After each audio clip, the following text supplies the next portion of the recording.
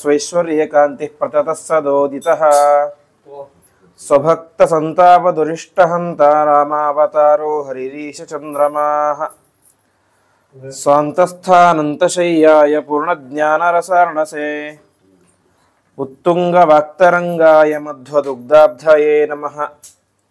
ವಿಷ್ಣುತೀರ್ಥಕಲ್ಪವೃಕ್ಷೋ ವಿಷ್ಣುತೀರ್ಥಶ್ಚ ಕಾಮಧುಕ್ ಚಿಂತಾಮಣಿರ್ವಿಷ್ಣುತೀರ್ಥೋ ಯತೀಂದ್ರಃ ಸರ್ವಕಾಮದಃ. ತಪಸ್ವಾಧ್ಯಾಯ ಶುಶ್ರೂಷ ಕೃಷ್ಣಪೂಜಾರತಂ ಮುನಿಂ ವಿಶ್ವೇಶಮಿಷ್ಟದಂ ವಂದೇ ಪರಿವ್ರಾಟ್ ಚಕ್ರವರ್ತಿನಂ. ಶ್ರೀ ಗುರುಭ್ಯೋ ನಮಃ. ಹರಿ ಓಂ.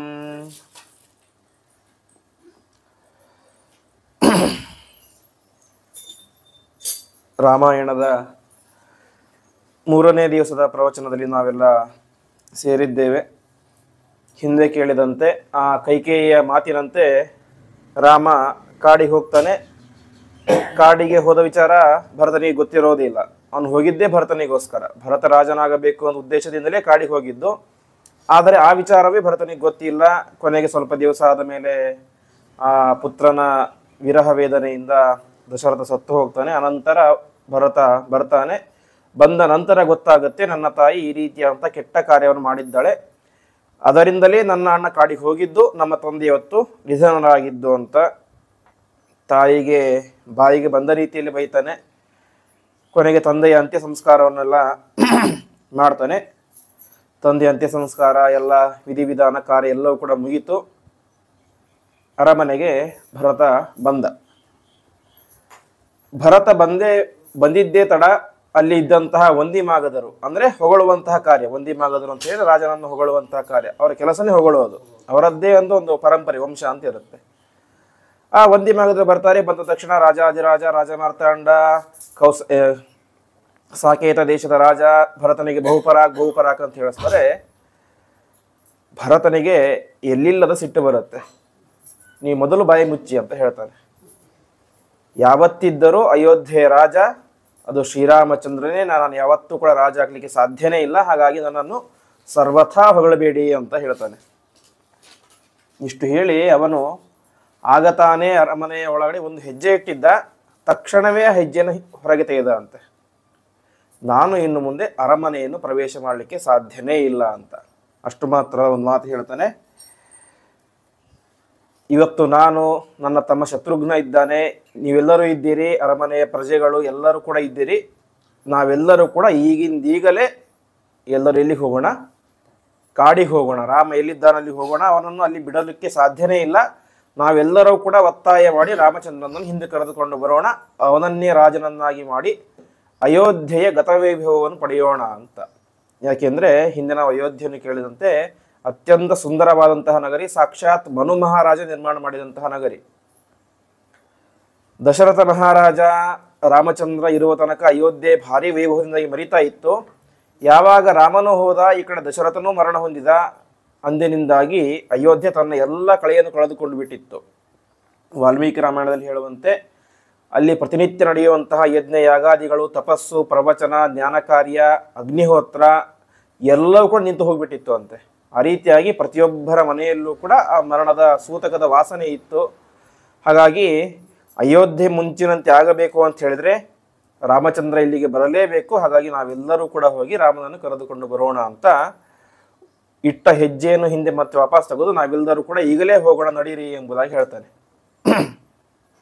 ಇದನ್ನು ಕಂಡಂತಹ ಅಲ್ಲಿ ಇದ್ದಂತಹ ವಸಿಷ್ಠ ಮುಂತಾದಂತಹ ದೊಡ್ಡ ದೊಡ್ಡ ಋಷಿಗಳೆಲ್ಲರೂ ಕೂಡ ಭರತನಿಗೆ ಪೂರ್ಣ ಆಶೀರ್ವಾದವನ್ನು ಮಾಡಿ, ನಿನ್ನಂತಹ ತಮ್ಮನನ್ನು ಪಡೆದಂತಹ ರಾಮನೇ ಶ್ರೇಷ್ಠ ಎಂಬುದಾಗಿ ಹೇಳ್ತಾರೆ. ಆ ರೀತಿಯಾಗಿ ಒಂದು ಯೋಗ್ಯವಾದಂತಹ ನಿರ್ಧಾರವನ್ನು ಕೈಗೊಳ್ಳುತ್ತಾನೆ.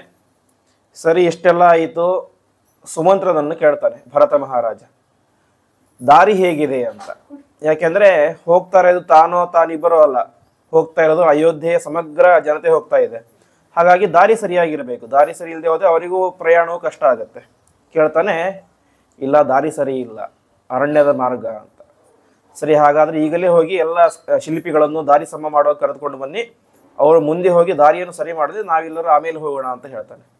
ಸರಿ ಅಂತ ಎಲ್ಲ ವಿಧವಾದಂತಹ ಶಿಲ್ಪಿಗಳು, ಸೇವಕರು, ಹೀಗೆ ಒಂದು ದೊಡ್ಡ ಸೈನ್ಯ ಅರಣ್ಯಕ್ಕೆ ಹೋಗಿ ಮುಟ್ಟಿ ಅಲ್ಲಿ ವಾಸವಾಗಬೇಕು ಅಂತೇಳಿ ಯಾವ ಯಾವ ರೀತಿಯಾದಂತಹ ಎಲ್ಲ ವ್ಯವಸ್ಥೆಗಳು ಬೇಕೋ ಎಲ್ಲವನ್ನು ಕೂಡ ದಶರಥ ಮಾಡ್ಕೊಳ್ತಾನೆ ಮುಂದಾಲೋಚನೆಯಿಂದ. ಯಾಕೆಂದ್ರೆ ತಾನೊಬ್ಬನೇ ಹೋಗಿ ಹೇಗೆ ಬೇಕಾದ್ರೆ ಇರ್ಬೋದಾಗಿತ್ತು. ಕರೆದುಕೊಂಡು ಹೋಗ್ತಾ ಇರೋದು ಇಡೀ ಅಯೋಧ್ಯೆ ಜನತೆಯನ್ನು, ಅಲ್ಲಿ ಹೋಗಿ ಅವರಿಗೆ ಸರಿಯಾಗಿ ವ್ಯವಸ್ಥೆ ಆಗದೆ ಹೋದರೆ ಅದು ಸರಿಯಾಗೋದಿಲ್ಲ. ಹಾಗಾಗಿ ಎಲ್ಲ ವಿಧವಾದಂತಹ ವ್ಯವಸ್ಥೆಯನ್ನು ಒಬ್ಬ ರಾಜವಂಶದಲ್ಲಿ ಬಂದಂತಹ ವ್ಯಕ್ತಿ ಯಾವ ರೀತಿ ಆಲೋಚನೆ ಮಾಡಬೇಕು ಅಂತ ತೋರಿಸ್ಕೊಡ್ತಾನೆ. ಹೀಗೆ ಮುಂದಾಲೋಚನೆಯಿಂದಾಗಿ ಎಲ್ಲರನ್ನು ಕೂಡ ಕರೆಸಿ ಮುಂದೆ ರಸ್ತೆಯನ್ನೆಲ್ಲ ಸಮತಟ್ಟನ್ನಾಗಿ ಮಾಡಿ ಸಮಗ್ರ ಅಯೋಧ್ಯೆಯನ್ನು ಹೆಂಗಸರನ್ನು ಮಾತ್ರ ಅಲ್ಲಿ ಬಿಟ್ಟು ಎಲ್ಲರನ್ನು ಕೂಡ ಕರೆದುಕೊಂಡು ಹೋಗ್ತಾನೆ ಅಂತೆ ಯಾವ ಭರತ. ಸರಿ ಹೊರಟ. ಶತ್ರುಘ್ನ ಅಲ್ಲಿ ಇರ್ತಾನೆ. ಶತ್ರುಘ್ನ ಕೇಳ್ತಾನೆ, ನನ್ನ ಅಣ್ಣ ಕಾಡಿಗೆ ಹೋದ, ಕಾಡಿಗೆ ಹೋಗ್ಲಿಕ್ಕೆ ಪ್ರಧಾನ ಕಾರಣ ಯಾರು ಅಂತ ಕೇಳ್ತಾನೆ. ಒಂದು ಕಾರಣ ದಶರಥ, ಅದಕ್ಕೂ ಮೇಲೆ ಆದ ಕಾರಣ ಕೈಕೇಯಿ, ಅವಳಿಗೂ ಪ್ರೇರೇಪಣೆ ಮಾಡಿದ್ಯಾರು ಮಂಥರೆ. ತಕ್ಷಣವೇ ಅಲ್ಲಿದ್ದಂತಹ 4-5 ಜನ ಸೇವಕರು ಹೋಗೋಗಿ ದರನೇ ಇಳ್ಕೊಂಡು ಬರ್ತಾರಂತೆ ಯಾರನ್ನ, ಮಂಥರೆಯನ್ನ. ಆ ಮಂಥರೆ ಹೇಗಿದ್ಲು ಅಂತ ವರ್ಣನೆ ಮಾಡ್ತಾರೆ ವಾಲ್ಮೀಕಿಗಳು. ಹಿಂದೆ ಹೇಳಿದಂತೆ ಕೈಕೇಯಿ ಅವಳಿಗೆ ಬೆನ್ನಿಗೆ ಬಂಗಾರದ ಆಭರಣ ಎಲ್ಲ ಮಾಡ್ಸಕ್ಕಿಲ್ಲಂತೆ. ಅವಳದ್ದು ಗೂನು ಬೆನ್ನು ಬಗ್ಗೆ ನಡೀತಾ ಇದ್ಲು. ಬಂಗಾರದ ಆಭರಣ ಭಾರಿ ಭಾರಿ ದೊಡ್ಡ ದೊಡ್ಡ ಸರ ಎಲ್ಲ ಹಾಕೊಂಡಿದ್ಲು. ಅದು ಹಾಕ್ಕೊಂಡು ಅವ್ಳು ಹೇಗೆ ಕಾಣಿಸ್ತಾ ಇದ್ಲಿ ಅಂತ ಹೇಳಿದ್ರೆ, ಬಭಾಸೆ ಬಹುಬಿರ್ಬದ್ಧ ರಜ್ಜುಬದ್ಧೇವ ವಾನರಿ ಅಂತ. ಒಂದು ಹೆಣ್ಣು ಕೋತೆಗೆ ಎಲ್ಲ ಅಲಂಕಾರ ಮಾಡಿ ಅದಕ್ಕೆ ಕುತ್ತಿಗೆ ಹಗ್ಗ ಕಟ್ಟಿದ ಯಾವ ರೀತಿ ಅಸಹ್ಯವಾಗಿ ಕಾಣಿಸುತ್ತೋ, ಅವಳು ಮೊದಲೇ ಕುರೂಪಿ, ಅದರ ಮೇಲೆ ಆಭರಣ ಬೇರೆ, ಹಾಗಾಗಿ ಹೆಣ್ಣು ಕೋತಿ ಅಂತೇಳಿ ಕಾಣಿಸ್ತಾ ಇದ್ಲು ಎಂಬುದಾಗಿ ವಾಲ್ಮೀಕಿಗಳು ಹೇಳ್ತಾರೆ. ತಕ್ಷಣವೇ ಕರೆದುಕೊಂಡು ಬಂದು ಶತ್ರುಘ್ನ ಅವನು ಸ್ವಲ್ಪ ಕೋಪಿಷ್ಟ, ರಾಮ ಮತ್ತು ಭರತ ಸ್ವಲ್ಪ ಸೌಮ್ಯರು, ಆದರೆ ಶತ್ರುಘ್ನ ಮತ್ತು ಲಕ್ಷ್ಮಣ ಭಾರಿ ಸ್ವಲ್ಪ ಸಿಟ್ಟಿನವರು. ಶತ್ರುಘ್ನನಿಗೂ ಭಾರಿ ಸಿಟ್ಟು ಬಂತು. ತಕ್ಷಣವೇ ಇವಳೊಂದು ಕೊಂದೇ ಬಿಡ್ತೀನಿ ಅಂತ ಖಡ್ಗವನ್ನು ಮೇಲೆತ್ತಿದ ಅಂತೆ. ಮೇಲೆತ್ತಿದ. ಆದರೆ ಭರತ ಒಂದು ಮಾತು ಹೇಳುತ್ತಾನೆ, ಶತ್ರುಘ್ನ, ನಿನಗಿಂತ ಜಾಸ್ತಿ ಕೋಪ ನನಗೆ ಇವಳ ಮೇಲಿದೆ. ಇವಳನ್ನು ನಾನು ಬಂದ ದಿವಸವೇ ಸಂಹಾರ ಮಾಡಬೇಕು ಅಂತ ತೀರ್ಮಾನ ಮಾಡಿದ್ದೆ. ಆದರೆ ಇವಳನ್ನು ಸಂಹಾರ ಮಾಡಿದರೆ ಒಬ್ಬ ಸ್ತ್ರೀಯನ್ನು ಕೊಂದ ಭರತ ಅಂತ ವಿಷಯವನ್ನು ಕೇಳಿ ರಾಮ ನನ್ನ ಜೊತೆ ಮಾತನಾಡದೇ ಇರಬಹುದು, ನನ್ನ ಮೇಲೆ ದ್ವೇಷವನ್ನು ಮಾಡಬಹುದು, ನನ್ನನ್ನು ಸೇರದೇ ಇರಬಹುದು. ಇದೊಂದೇ ಒಂದು ಕಾರಣಕ್ಕೆ ಬಿಟ್ಟಿದ್ದೇನೆ, ಇಲ್ಲಂದ್ರೆ ಇವತ್ತು ಅವಳನ್ನೇ ನಾನು ಮೊದಲ ದಿನವೇ ಸಂಹಾರ ಮಾಡ್ತಾ ಇದ್ದೆ ಎಂಬುದಾಗಿ ಹೇಳ್ತಾನೆ. ಆವಾಗ ಶತ್ರುಘ್ನನಿಗೂ ಇದು ಸರಿ ಅನ್ಸುತ್ತೆ. ಇವಳನ್ನು ಸಂಹಾರ ಮಾಡಿಬಿಟ್ಟೆ ಒಂದು ಹೆಣ್ಣನ್ನು ಸಂಹಾರ ಮಾಡಿದ ಅಂತ ನನ್ನ ಜೊತೆ ಮಾತಾಡದೇ ಇರಬಹುದು ರಾಮ, ಹಾಗಾಗಿ ಸಂಹಾರ ಮಾಡೋದು ಬೇಡ ಅಂತ ತೀರ್ಮಾನ ಆಗುತ್ತೆ. ಸರಿ ಅಂತ ಕೊನೆಗೆ ಇಡೀ ಸಾಕೇತದ ರಾಜಧಾನಿಯಾದಂತಹ ಅಯೋಧ್ಯೆಯ ಸಮಗ್ರ ಪ್ರಜೆಗಳು ಕೂಡ ರಾಮನನ್ನು ಹೇಗಾದರೂ ಮಾಡಿ ಕರೆದುಕೊಂಡು ಬರಬೇಕು ಅಂತ ತೀರ್ಮಾನ ಮಾಡಿ ಎಲ್ಲರೂ ಕೂಡ ಹೋಗ್ತಾರೆ. ಅಂದರೆ ಇಲ್ಲಿ ಭರತನಿಗೆ ಮಾತ್ರ ಮನಸ್ಸಿದ್ದದಲ್ಲ ರಾಮ ಬರಬೇಕು ಅಂತ.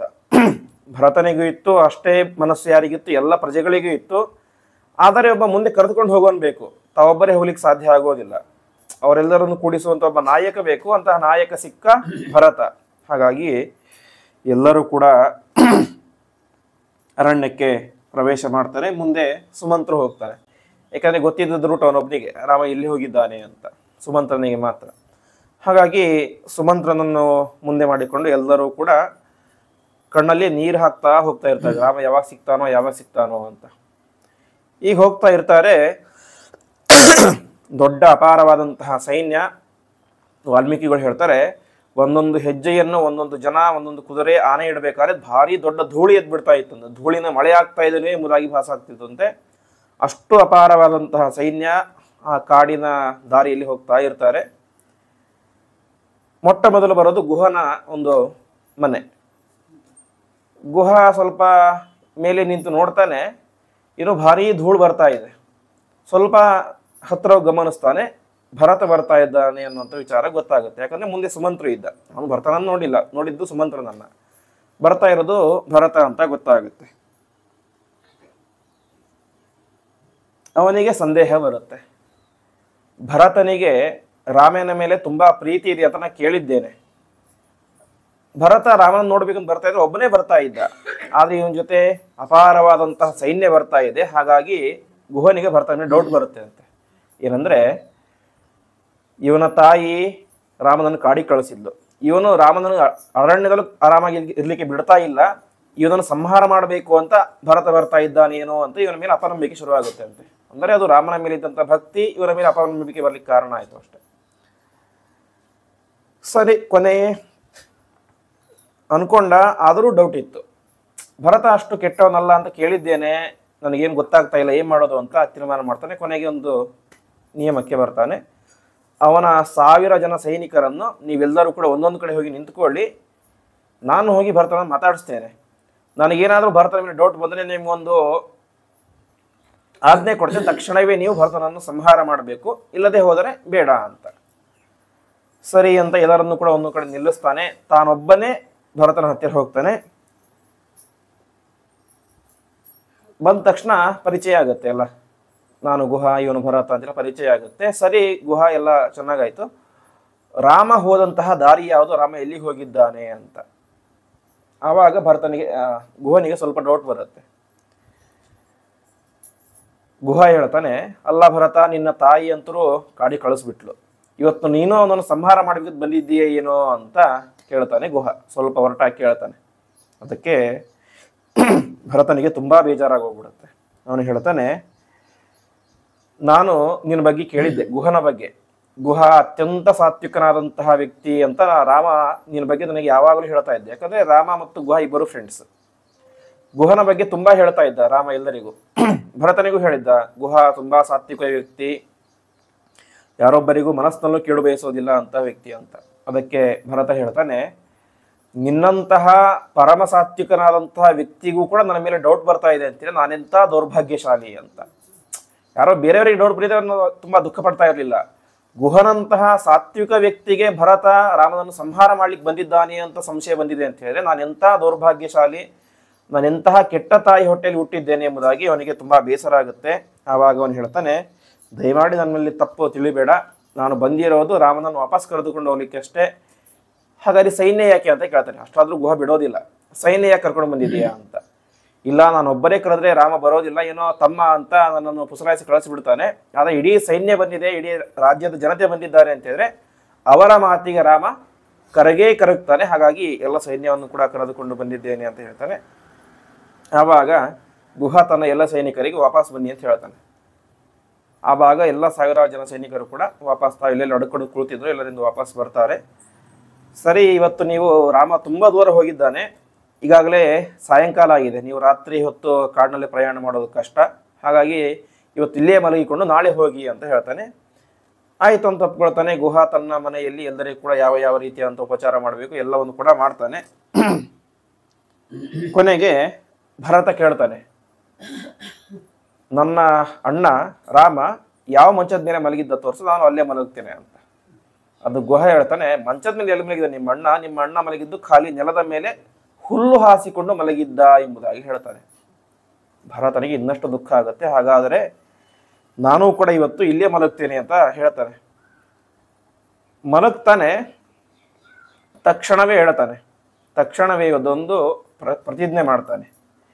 ಅದ್ಯ ಪ್ರಭೃತಿ ಭೂಮೋತು ಸಹಿಷ್ಯೇಹಂ ತೃಣೇಶ್ವ ಫಲಮೂಲಾಶನೋ ನಿತ್ಯಂ ಜಟಾ ಚೀರಾಣಿ ಧಾರಯನ್ ಅಂತ. ಮತ್ತೆ ಇನ್ನೊಂದು ಮಾತು ಕೇಳಿದ್ದ ಭರತ, ನನ್ನ ಅಣ್ಣ ಏನು ಊಟ ಮಾಡಿದ್ದು ನನಗೂ ಅದನ್ನೇ ಹಾಕು ಅಂತ. ಸರಿ ಅಂತ ಅವ್ರು ತಂದು ಹಾಕ್ತಾರೆ. ಏನು, ಗೆಡ್ಡೆ ಗೆಣಸು, ಇದನ್ನು ನಮ್ಮ ಅಣ್ಣ ತಿಂದಿದ್ನ ಅಂತ. ಹೌದು ಅಂತ ಅವತ್ತು ಪ್ರತಿಜ್ಞೆ ಮಾಡ್ತಾನೆ.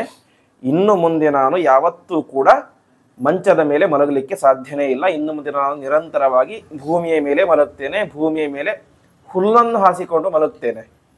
ಅಷ್ಟು ಮಾತ್ರ ಅಲ್ಲ, ಫಲಮೂಲಾಶನಃ, ನನ್ನ ಅಣ್ಣ ಯಾವ ರೀತಿಯಾಗಿ ಗೆಡ್ಡೆ ಗೆಣಸನ್ನು ತಿಂತಾ ಇದ್ದಾನೋ ನಾನು ಅದೇ ರೀತಿ ಅದನ್ನೇ ತಿಂತೇನೆ.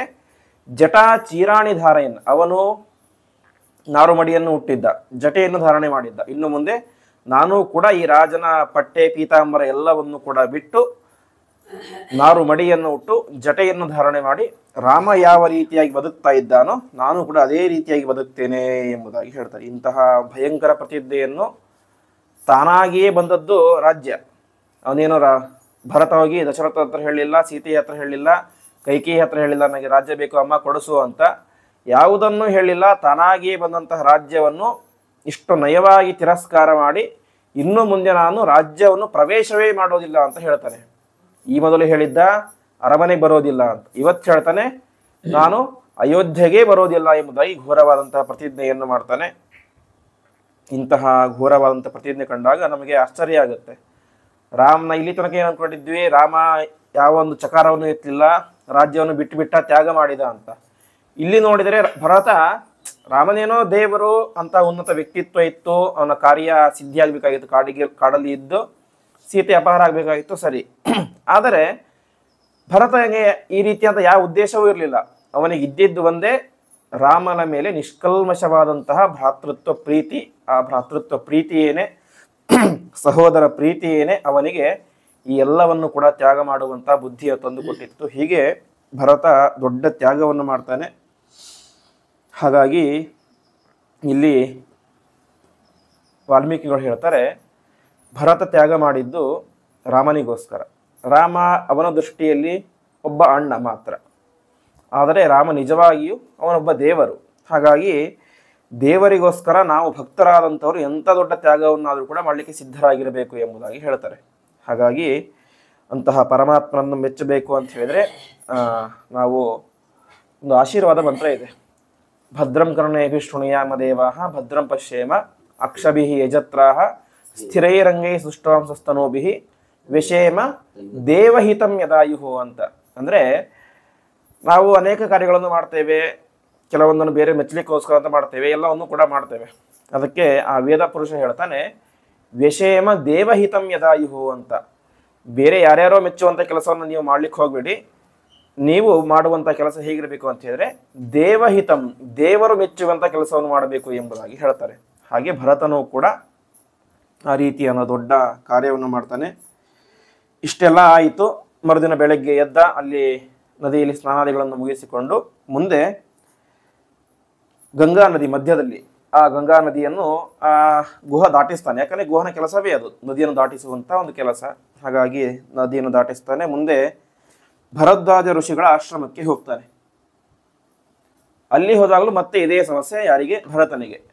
ಭರದ್ವಾಜರಿಗೂ ಭರತನ ಮೇಲೆ ಅಪನಂಬಿಕೆ, ಇವನಲ್ಲಿ ರಾಮನ ಸಾಯಿಸ್ಲಿಕ್ಕೆ ಬಂದಿದ್ದಾನೋ ಅಂತ. ಹೀಗೆ ಅಂದರೆ ಇಲ್ಲಿ ನಾವು ಕಾಣಬೇಕಾದದ್ದು ಅವರಿಗೆ ರಾಮನ ಮೇಲೆ ಇದ್ದಂತಹ ಭಕ್ತಿ. ರಾಮ ಕಾಡಿಗೆ ಬಂದಿದ್ದಾನೆ, ಇಲ್ಲಾದರೂ ಆರಾಮಾಗಿರ್ಲಿ ಎಂಬುವಂತಹ ಭಾವನೆ ಯಾರಿಗಿತ್ತು?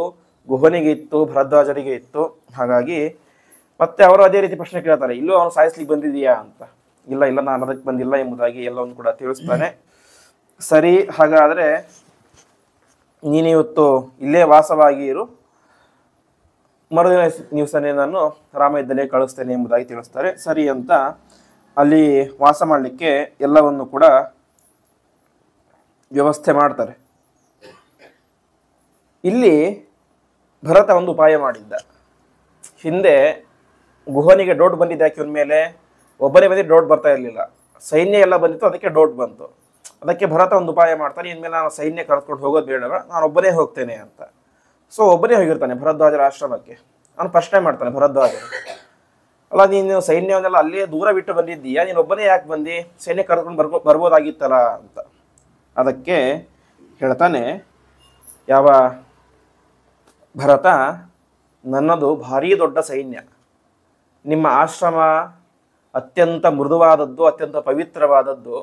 ನನ್ನ ಸೇನೆಯ ಕುದುರೆ, ಆನೆ, ಒಂಟೆ ಎಲ್ಲ ದೊಡ್ಡ ದೊಡ್ಡ ಪ್ರಾಣಿಗಳೆಲ್ಲ ಬಂದು ನಿಮ್ಮ ಆಶ್ರಮದಲ್ಲಿ ಹೆಜ್ಜೆಯನ್ನು ಇಟ್ಬಿಟ್ರೆ ನಿಮ್ಮ ಆಶ್ರಮ ಏನಾಗುತ್ತೆ? ಕೆಟ್ಟು ಹೋಗ್ಬಿಡುತ್ತೆ. ಯಾಕೆಂದರೆ ಧೂಳಾಗುತ್ತೆ, ಅದಾಗುತ್ತೆ, ಇದಾಗುತ್ತೆ. ಹಾಗಾಗಿ ನಿಮ್ಮ ಆಶ್ರಮ ಕೆಡುವುದು ಬೇಡ ಅಂತ ನಾನೇನು ಮಾಡಿದೆ, ಎಲ್ಲವನ್ನು ಕೂಡ ಬಿಟ್ಟು ಬಂದೆ ಎಂಬುದಾಗಿ ಹೇಳ್ತಾನೆ. ಅಂದರೆ ಇಲ್ಲಿದ್ದದ್ದು ಪ್ರಧಾನ ಎರಡು ಉದ್ದೇಶ. ಒಂದು, ತನ್ನ ಮೇಲೆ ಸಂದೇಹ ಬರಬಾರದು ಅಂತ.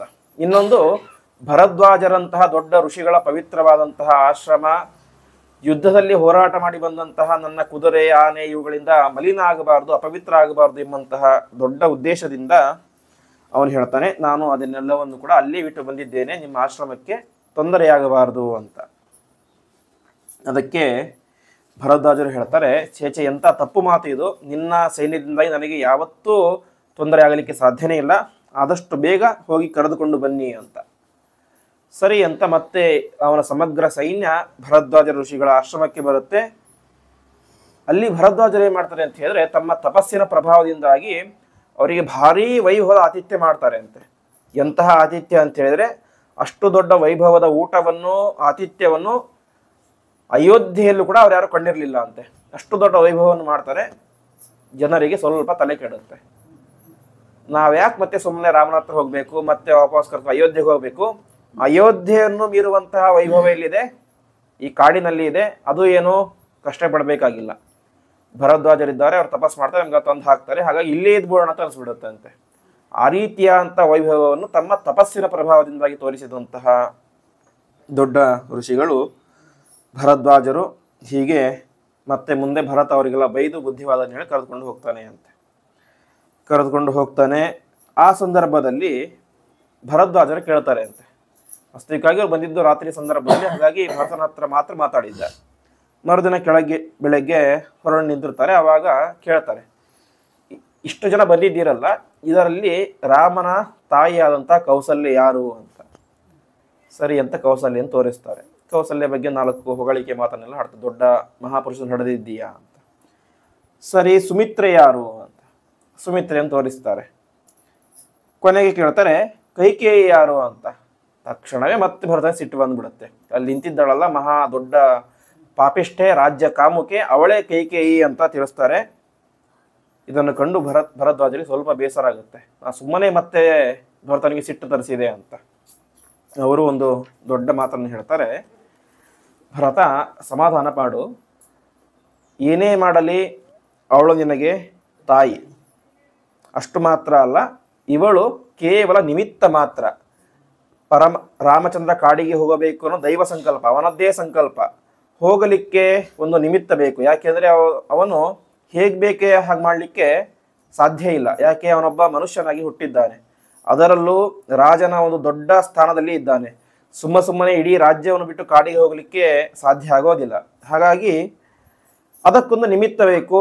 ನಿಮಿತ್ತ ಆಗಿದ್ಯಾರು? ಈ ಕೈಕೇಯಿ, ಮಂಥರೆ ಇತ್ಯಾದಿಗಳಷ್ಟೇ. ಹಾಗಾಗಿ ಅದೆಲ್ಲವೂ ಕೂಡ ದೈವ ಸಂಕಲ್ಪ. ಕಾಡಿಗೆ ಬಂದಿದ್ದಾನೆ, ಬಂದಿದ್ದು ಏಕೆ? ದೊಡ್ಡ ಕಾರ್ಯ ಸಾಧಿಸಲಿಕ್ಕೆ. ಹಾಗಾಗಿ ಅವಳ ಮೇಲೆ ಬೈಬೇಡ ಎಂಬುದಾಗಿ ಹೇಳ್ತಾನೆ, ಎಲ್ಲ ಬುದ್ಧಿವಾದವನ್ನು ಹೇಳ್ತಾನೆ. ಸರಿ ಅಂತ ಎಲ್ಲಿ ಹೋಗಬೇಕು ಅಂತ ತಿಳಿಸಿದರು ಭರದ್ವಾಜರು. ರಾಮ ಎಲ್ಲಿ ಹೋಗಿದ್ದಾನೆ ಅಲ್ಲಿ ಹೋಗಿ ಸೇರಬೇಕು ಅಂತ ತಿಳಿಸಿದರು. ಮತ್ತೆ ಹೊರಟರು. ಇಡೀ ಸೈನ್ಯ, ಶತ್ರುಘ್ನ, ಭರತ, ಕೈಕೇಯಿ ಎಲ್ಲರೂ ಕೂಡ ಹೊರಟರು. ಅಂದರೆ ಇಲ್ಲಿ ಕೈಕೇಯಿಗಾಗಲಿ ಬುದ್ಧಿ ಬಂದಿತ್ತು ಅಂತೆ. ಕೈಕೇಯಿ ತುಂಬ ಒಳ್ಳೆಯ ಹೆಂಗಸು. ಹಿಂದೆ ಕೇಳಿದಂತೆ, ರಾಮ ರಾಜನಾದರೆ ನನಗೆ ತುಂಬ ಸಂತೋಷ, ಅದಕ್ಕಿಂತ ಸಂತೋಷ ಪಡುವಂತಹ ವ್ಯಕ್ತಿ ಇನ್ನೊಬ್ಬರು ಜಗತ್ತಿನಲ್ಲೇ ಇಲ್ಲ ಅಂತ ಹೇಳ್ತಾರೆ. ಅಷ್ಟು ಸಂತೋಷ ಅವಳಿಗಾಗುತ್ತೆ. ಆದರೆ ಮಂಥರೆ ಅವಳ ಬುದ್ಧಿಯನ್ನು ತಿಳಿಸಿದಳು. ನಂತರ ಮತ್ತೆ ಅವಳ ಬುದ್ಧಿ ಸರಿಯಾಯಿತು. ಹಾಗಾಗಿ ಕಾಡಿಗೆ ನಾನೂ ಕೂಡ ಬರ್ತೇನೆ, ರಾಮನನ್ನು ವಾಪಸ್ ಕರೆದುಕೊಂಡು ಬರಲಿಕ್ಕೆ ಅಂತ. ಅವಳದ್ದು ಏನು ಲಾಜಿಕ್ ಅಂತ ಹೇಳಿದರೆ, ರಾಮ ಕಾಡಿಗೆ ಹೋಗಿದ್ದೆ ಯಾಕೆ? ನನ್ನ ವರದಿಂದಾಗಿ. ಹಾಗಾಗಿ ನಾನೇ ಹೋಗಿ ಹೇಳ್ತೇನೆ, ರಾಮ ವಾಪಸ್ ಅರಮನೆಗೆ ಬಾ ಅಂತ. ಹಾಗೆ ಬಂದೇ ಬರ್ತಾನೆ ಅನ್ನೋ ನಂಬಿಕೆ. ಪಾಪ, ತುಂಬ ಒಳ್ಳೆ ಹೆಂಗಸು. ಆ ಕಾಲದಲ್ಲಿ ಬುದ್ಧಿ ಭ್ರಮಣೆ ಆಗಿತ್ತು ಮತ್ತು ಪರಮಾತ್ಮನ ಸಂಕಲ್ಪ. ಹಾಗಾಗಿ ಆ ರೀತಿಯೆಲ್ಲ ಆಯಿತು ಅಷ್ಟೇ. ಸರಿ ಅಂತ ಇವರೆಲ್ಲರೂ ಕೂಡ ಮತ್ತೆ ಹೊರಟರು. ಜೋರಾಗಿ ಹೋಗ್ತಾ ಇದ್ದಾರೆ. ಯಾಕಂದರೆ ಭರತನಿಗೆ ನಾನು ಯಾವಾಗ ರಾಮನ ನೋಡ್ತೀನಿ ಅನ್ನೋಂತಹ ಒಂದು ಇದು ಅವಸರ, ತವಕ ಅದೆಷ್ಟೆಲ್ಲ ಇತ್ತು. ಹಾಗಾಗಿ ಸುಮಂತ್ರನಿಗೆ ಹೇಳ್ತಾನೆ, ರಥವನ್ನು ಆದಷ್ಟು ವೇಗವಾಗಿ ಓಡಿಸುವಂತ. ಓಡಿಸಲಿಕ್ಕೆ ಶುರು ಮಾಡ್ತಾನೆ. ಆ ಕುದುರೆ ಕಾಲಗಳು ತುಂಬ ಗಟ್ಟಿಯಾಗಿರ್ತವೆ. ಸೌಂಡ್ ಬರ್ಲಿಕ್ಕೆ ಶುರುವಾಗುತ್ತೆ. ಜೋರು ಟಪ್ ಟಪ್ ಸೌಂಡ್ ಬರ್ಲಿಕ್ಕೆ ಶುರುವಾಗುತ್ತೆ. ಅರಮನೆಯಲ್ಲಿ ಸೀತೆ, ಆಶ್ರಮದಲ್ಲಿ ಸೀತೆ, ರಾಮ, ಲಕ್ಷ್ಮಣ ಇರ್ತಾರೆ. ಲಕ್ಷ್ಮಣನಿಗೆ ಏನೋ ಅಪಶಕುನ ಅಂತ ಅನ್ಸುತ್ತೆ. ಇದೇನು ಜೋರು ಸೌಂಡ್ ಬರ್ತಾ ಇದೆ, ಏನಿದು ಅಂತ. ಅಲ್ಲೇ ಮುಂದೆ ದೊಡ್ಡ ಮರ ಇರುತ್ತೆ. ಮರವನ್ನು ಹತ್ತಿ ನೋಡ್ತಾನೆ. ಭರತ ಬರ್ತಾ ಇದ್ದಾನೆ. ಅವನ ಹಿಂದೆ ಅಪಾರವಾದಂತಹ ಸೈನ್ಯ ಇದೆ. ಲಕ್ಷ್ಮಣನಿಗೆ ಡೌಟ್ ಬಂತು. ಭರತ ರಾಮನನ್ನು ಸಂಹಾರ ಮಾಡ್ಲಿಕ್ಕೆ ಬರ್ತಾ ಇದ್ದಾನೆ ಅಂತ. ಲಕ್ಷ್ಮಣ ಹಿಂದೆ ಸ್ವಲ್ಪ ಕೋಪಿಷ್ಟ, ಹಿಂದೆ ಮುಂದೆ ವಿಚಾರ ಮಾಡಲಿಲ್ಲ. ಅವನು ಮಾಡ್ಲಿಕ್ಕೆ ಬಂದಿದ್ದಾನೆ ಅಂತ ಹೇಳಿ ಕೆಳಗಡೆ ಬರ್ತಾನೆ. ಕೆಳಗಡೆ ಬಂದು ಬಿಲ್ಲು ಬಾಣ ಧರಿಸಿ ಅವನ ಮೇಲೆ ಯುದ್ಧಕ್ಕೆ ಅಂತ ಹೋಲಿಕ್ಕೆ ರೆಡಿ ಆಗ್ತಾನೆ.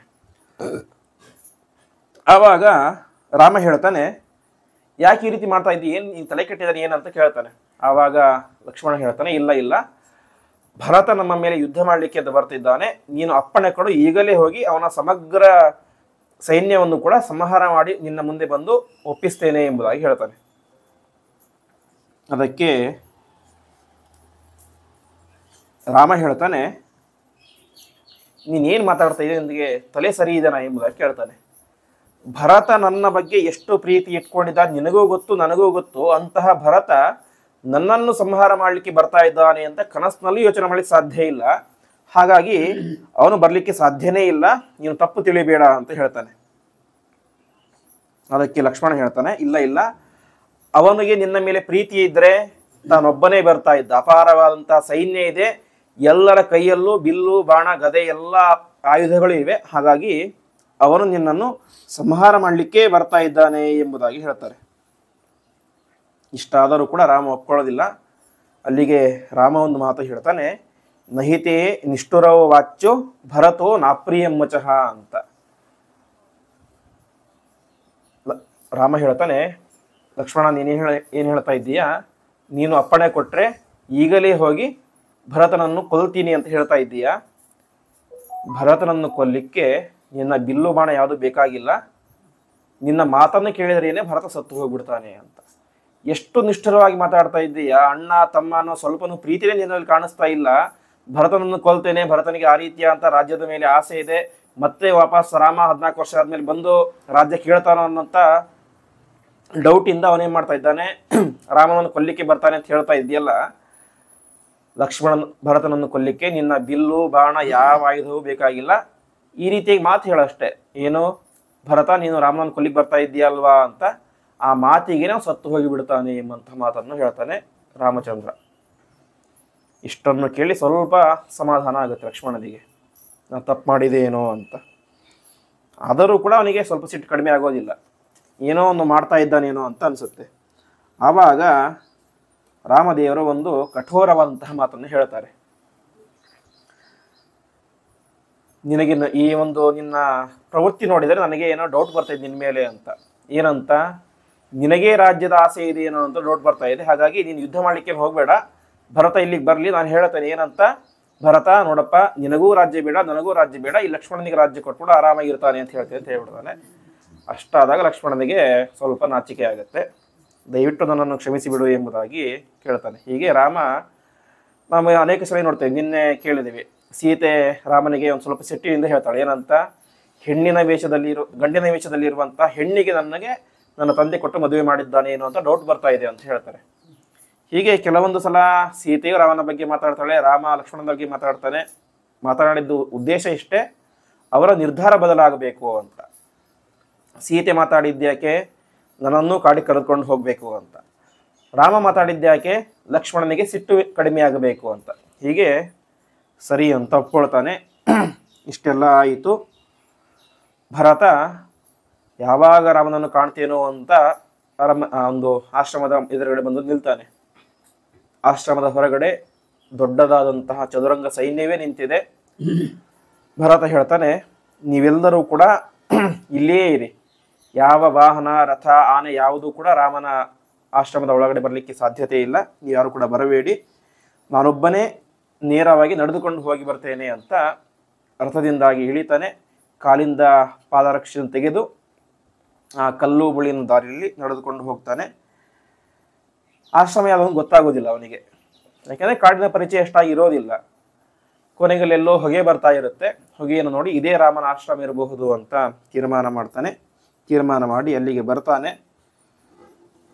ಬಂದು ನೋಡ್ತಾನೆ, ರಾಮಚಂದ್ರ ಆಶ್ರಮದ ಹೊರಗಡೆ ಕುಳಿತುಕೊಂಡಿದ್ದಾನೆ. ಆ ರಾಮ ಹೇಗಿದ್ದ ಅಂತ ವರ್ಣನೆ ಮಾಡ್ತಾರೆ. ಉಟಜೇ ರಾಮಮಾಸೀನಂ ಜಟ ಮಂಡಲಧಾರಿಣಂ ತಂತು ಕೃಷ್ಣಾಜಿನಧರಂ ಚೀರವಲ್ಕಲವಾಸಸಂ ದದರ್ಶ ರಾಮಂ ಆಸೀನಂ ಅಭಿತ ಪಾವಕೋಪಮಂ ಅಂತ ಹೇಳ್ತಾರೆ ವಾಲ್ಮೀಕಿಗಳು. ರಾಮ ಹೇಗಿದ್ದ ಅಂತ ಹೇಳಿದ್ರೆ, ಜಟೆಯನ್ನು ಧರಿಸಿದ್ದಾನೆ, ಕೃಷ್ಣಾಜಿನದ ಮೇಲೆ ಕುಳಿತುಕೊಂಡಿದ್ದಾನೆ, ನಾರುಮಡಿ ಹುಟ್ಟಿದ್ದಾನೆ. ಇಷ್ಟೆಲ್ಲ ಇದ್ದರೂ ಕೂಡ ಜ್ವಲಿಸುವಂತಹ ಬೆಂಕಿಯಂತಹ ಕಾಂತಿ ರಾಮನ ಮುಖದಲ್ಲಿ ಇತ್ತು ಅಂತೆ. ಸಾಕ್ಷಾತ್ ಸ್ವಯಂ ಪರಮಾತ್ಮ. ಅದರಲ್ಲೂ ಕೂಡ ಅರಣ್ಯದಲ್ಲಿ ಒಂದು ತಪಸ್ಸುಗಳಂತೆ ವಾಸ ಮಾಡ್ತಾ ಇದ್ದಾನೆ. ಇಂತಹ ದರ್ಬೆಯಿಂದ ಹಾಸಿದಂಥ ಸ್ಥಳೀಲದಲ್ಲಿ ದರ್ಬೆಯನ್ನು ಹಾಸಿ ಅದರ ಮೇಲೆ ಕೃಷ್ಣಾಜಿನ ಹಾಕಿ ಕುಳಿತುಕೊಂಡಿದ್ದಾನೆ. ಅವನ ಸುತ್ತಲೂ ಕೂಡ ಈ ಸೀತೆ ಮತ್ತು ಲಕ್ಷ್ಮಣ ಕುಳಿತುಕೊಂಡು ಅವನ ಉಪದೇಶವನ್ನು ಕೇಳ್ತಾ ಇದ್ದಾನೆ. ಇಷ್ಟೆಲ್ಲ ಆಯಿತು. ಭರತನಿಗೆ ಅರಮನೆಯಲ್ಲಿದ್ದಂಥ ದೃಶ್ಯ ನೆನಪಾಯಿತು ಅಂತೆ. ಅರಮನೆಯಲ್ಲಿ ರಾಮ ಯಾವ ರೀತಿಯಾಗಿದ್ದ, ಒಳ್ಳೆ ಪಟ್ಟೆ ಪೀತಾಂಬರ, ಮೈ ತುಂಬ ಆಭರಣಗಳು, ತಲೆಯ ಮೇಲೆ ಕಿರೀಟ, ಸುತ್ತಮುತ್ತ ಸೇವಕರು ಸೇವಕಿಯರು ಗಾಳಿ ಬೀಸ್ತಾ ಇದ್ದಾರೆ. ವೈಭವದ ಜೀವನ. ಅಂತಹ ವೈಭವದ ಜೀವನವನ್ನು ಬಿಟ್ಟು ಇಲ್ಲಿ ಬಂದಿದ್ದಾನೆ. ಅದಕ್ಕೆ ಕಾರಣ ಯಾರು? ನಾನು ಕಾರಣ. ನನ್ನ ಮೇಲೆ ನನ್ನ ತಾಯಿಗೆ ಇರುವಂತಹ ಅತಿಯಾದಂತಹ ಕುರುಡು ವ್ಯಾಮೋಹ ಕಾರಣ ಅಂತ ತುಂಬ ದುಃಖ ಪಡ್ತಾನೆ. ದುಃಖ ಬಂದು ನೇರವಾಗಿ ಓಡೋಡಿ ಬಂದು ಅವನ ಕಾಲಿಗೆ ಬಿದ್ದು ಬಿಡ್ತಾನೆ. ಎಷ್ಟು ವೇಗವಾಗಿ ಬಂದ ಅಂತ ಹೇಳಿದ್ರೆ ಅವನು ಯಾರೋ ಅಂತಲೇ ಗೊತ್ತಾಗ್ಲಿಲ್ಲಂತೆ ರಾಮಚಂದ್ರ ದೇವರಿಗೆ. ಇದ್ಯಾರು ಇದು ಬೀಳ್ತಾ ಇದ್ದಾರೆ ಅಂತ. ರಾಜನ ವೇಷವೂ ಇಲ್ಲ, ನೋಡಿದರೆ ಮುನಿಯ ವೇಷ ಇದೆ. ಲಕ್ಷ್ಮಣ ಭರತ ಶತ್ರುಘ್ನ ಆಗಿರ್ಲಿಕ್ಕೆ ಸಾಧ್ಯ ಇಲ್ಲ, ಯಾರು ಅಂತ ಎಬ್ಬಿಸಿ ನೋಡ್ತಾನೆ. ಮುನಿಯ ವೇಷದಲ್ಲಿ ಇರುವಂತಹ ಭರತ ಬಂದು ಕಾಲಿಗೆ ಬಿದ್ದಿದ್ದಾನೆ. ಬಿದ್ದಿದ್ದೇ ತಡ ಅಣ್ಣ ಅಂತ ಜೋರಾಗಿ ಕಿರಿಸ್ತಾನೆ. ರಾಮನಿಗೂ ಹೃದಯ ಕರಗಿ ಹೋಗ್ಬಿಡುತ್ತೆ, ಲಕ್ಷ್ಮಣನಿಗೂ ಕರಗಿ ಹೋಗ್ಬಿಡುತ್ತೆ. ಪ್ರತಿಯೊಬ್ಬರಿಗೂ ಅಲ್ಲಿ ಇದ್ದಂಥ ಪ್ರತಿಯೊಬ್ಬರು ಕೂಡ ಜೋರಾಗಿ ಅಳಲಿಕ್ಕೆ ಶುರು ಮಾಡ್ತಾರೆ. ಇಷ್ಟೆಲ್ಲ ಆಗಿದ್ದೇ ತಡ ಎಲ್ಲರೂ ಒಳಗೆ ಬಂದ್ಬಿಟ್ರಂತೆ. ಭರತ ಹೇಳಿದ್ದೆ ಯಾರು ಒಳಗಡೆ ಬರಬೇಡ, ನಾವಿಬ್ಬರೇ ಇರ್ತೀವಿ ಅಂತ. ಆದರೆ ಈ ಸನ್ನಿವೇಶವನ್ನು ಹೊರಗಿಂದ ನೋಡ್ತಾರೆ ಜನ ಎಲ್ಲ, ಅವರಿಗೂ ತಡ್ಕೊಳ್ಳಿಕ್ಕೆ ಆಗೋದಿಲ್ಲ. ಎಲ್ಲರೂ ಕೂಡ ಆಶ್ರಮದ ಹತ್ತಿರ ಬಂದು ನಿಲ್ತಾರೆ. ಹೊರಗಡೆ ರಥ, ಕುದುರೆ ಇತ್ಯಾದಿಗಳು ಅಲ್ಲೇ ಮಾತ್ರ ನಿಂತಿರ್ತಾರೆ. ಜನ ಎಲ್ಲರೂ ಕೂಡ ಒಳಗಡೆ ಬರ್ತಾರೆ. ಒಳಗಡೆ ಬರ್ತಾರೆ. ಸರಿ, ಮೊದಲು ರಾಮಚಂದ್ರ ಭರತ ನೀನು ಹೇಗಿದ್ದೀಯ ಅಂತೆಲ್ಲ ಕೇಳ್ತಾನೆ. ನಾ ಆರಾಮಾಗಿದ್ದೇನೆ ಅಂತ ಕೇಳ್ತಾನೆ. ಮುಂದೆ ಕೇಳ್ತಾನೆ ದಶರಥ ಹೇಗಿದ್ದಾರೆ, ತಂದೆ ಹೇಗಿದ್ದಾರೆ ಅಂತ. ಆವಾಗ ಭರತ ಹೇಳ್ತಾನೆ ಇನ್ನೆಲ್ಲಿ ನಮ್ಮ ತಂದೆ ಸತ್ತು ಹೋಗಿ ಆಗಿಬಿಟ್ಟಿದೆ. ಆವಾಗ ರಾಮಚಂದ್ರ ಸಾಮಾನ್ಯ ಮನುಷ್ಯರು ಹೇಗೆ ಅಳುತ್ತಾರೋ ಆ ರೀತಿಯಾಗಿ ಅಳುವಂಥ ನಟನೆಯನ್ನು ಮಾಡಿ ಮುಂದೆ ಮಾಡಬೇಕಾದ ತರ್ಪಣಾದಿ ಕಾರ್ಯಗಳನ್ನೆಲ್ಲವನ್ನು ಕೂಡ ಸ್ನಾನಾದಿಗಳನ್ನೆಲ್ಲ ಮಾಡಿ ಶುದ್ಧನಾಗ್ತಾನೆ. ಶುದ್ಧನಾಗಿ ಮುಂದೆ ಕೇಳ್ತಾನೆ ಸರಿ ನಿನ್ನ ರಾಜ್ಯಭಾರ ಹೇಗೆ ನಡೀತಾ ಇದೆ ಅಂತ ಪ್ರಶ್ನೆ ಮಾಡಲಿಕ್ಕೆ ಶುರು ಮಾಡ್ತಾನೆ. ಅವನು ಕೇಳ್ತಾನೆ ಅಯೋಧ್ಯ ಪಟ್ಟಣದಲ್ಲಿ ಸಾಮಾನ್ಯವಾಗಿ ಯಾರೂ ಅಪರಾಧವನ್ನು ಮಾಡೋದೇ ಇಲ್ಲ. ಆದರೂ ಕೆಲವೊಬ್ಬರು ಯಾರೋ ತಪ್ಪಿದಷ್ಟು ಮಾಡ್ತಾರೆ. ಹಾಗೆ ಅಪರಾಧ ಮಾಡಿದಂತಹ ಅಪರಾಧಿಗಳಿಗೆ ಜೈಲಿನಲ್ಲಿ ಶಿಕ್ಷೆ ಸರಿಯಾಗಿ ಆಗ್ತಾ ಇದೆನೋ ಇಲ್ವೋ, ಅಥವಾ ಅವರು ಆ ಜೈಲಿನಲ್ಲಿರುವಂಥ ಅಧಿಕಾರಿಗಳಿಗೆ ದುಡ್ಡು ಕೊಟ್ಟು ಹೊರಗೆ ಬಂದ್ಬಿಟ್ಟಿದ್ದಾರೋ ಅಂತ. ಇವತ್ತು ನಾವೆಲ್ಲ ನೋಡ್ತೀವಲ್ಲ, ಅಲ್ಲಿರುವಂಥ ಜೈಲಿನಲ್ಲಿರುವಂಥ ಅಧಿಕಾರಿಗಳಿಗೆ ಪೊಲೀಸರಿಗೆ ದುಡ್ಡು ಕೊಟ್ಟು ಮೊಬೈಲ್ ಇಸ್ಕೊಳ್ಳೋದು, ಡ್ರಗ್ಸ್ ಎಲ್ಲ ಇಸ್ಕೊಳ್ಳೋದು, ವಾಪಸ್ ಹೊರಗೆ ಬಂದ್ಬಿಡೋದು ಮಾಡ್ತಾ ಇರ್ತಾರೆ. ಇದು ಈಗ ಇದ್ದದ್ದು ಮಾತ್ರ ಅಲ್ಲ, ತ್ರೇತಾಯುಗದಲ್ಲೂ ಇದು ಇತ್ತು, ರಾಮನ ಕಾಲದಲ್ಲಿಯೂ ಇತ್ತು. ಅವನು ಕೇಳ್ತಾನೆ ಅಪರಾಧಿಗಳೆಲ್ಲ ಜೈಲಿನಲ್ಲೇ ಇದ್ದಾರೋ ಅಥವಾ ದುಡ್ಡುಗಿಟ್ಕೊಟ್ಟು ಹೊರಗಡೆ ಬಂದಿದ್ದಾರೋ. ಮತ್ತೆ ಕೇಳ್ತಾನೆ ನೀನು ಅರಮನೆ ಎಲ್ಲ ಕೆಲಸದವರಿಗೆ ಸರಿಯಾಗಿ ಸಂಬಳ ಕೊಡ್ತಾ ಇದ್ದೀಯಾ, ಅವರಿಗೆಲ್ಲ ಸರಿಯಾಗಿ ಊಟ ಹಾಕ್ತಾ ಇದ್ದೀಯಾ, ಸ್ತ್ರೀಯರು, ವೃದ್ಧರು, ರೋಗಿಗಳು ಎಲ್ಲರನ್ನು ಸರಿಯಾಗಿ ನೋಡ್ಕೊಳ್ತಾ ಇದ್ದೀಯಾ, ವಿಶೇಷವಾಗಿ ರೈತರಿಗೆ ಸರಿಯಾದಂಥ ಎಲ್ಲ ವ್ಯವಸ್ಥೆಯನ್ನು ಮಾಡಿದ್ದೀಯಾ ಎಂಬುದಾಗಿ ಎಲ್ಲವನ್ನು ಕೂಡ ಅನೇಕ ಪ್ರಶ್ನೆಗಳನ್ನು ಕೇಳ್ತಾನೆ. 100 ಪ್ರಶ್ನೆಗಳನ್ನು. ಒಬ್ಬ ರಾಜನಾದವನು ಯಾವ ಯಾವ ರೀತಿಯಾಗಿ ಇರಬೇಕು ಎಲ್ಲ ಕಾರ್ಯಗಳ ಬಗ್ಗೆನೂ ಕೂಡ ಪ್ರಶ್ನೆ ಮಾಡ್ತಾನೆ ರಾಮಚಂದ್ರ.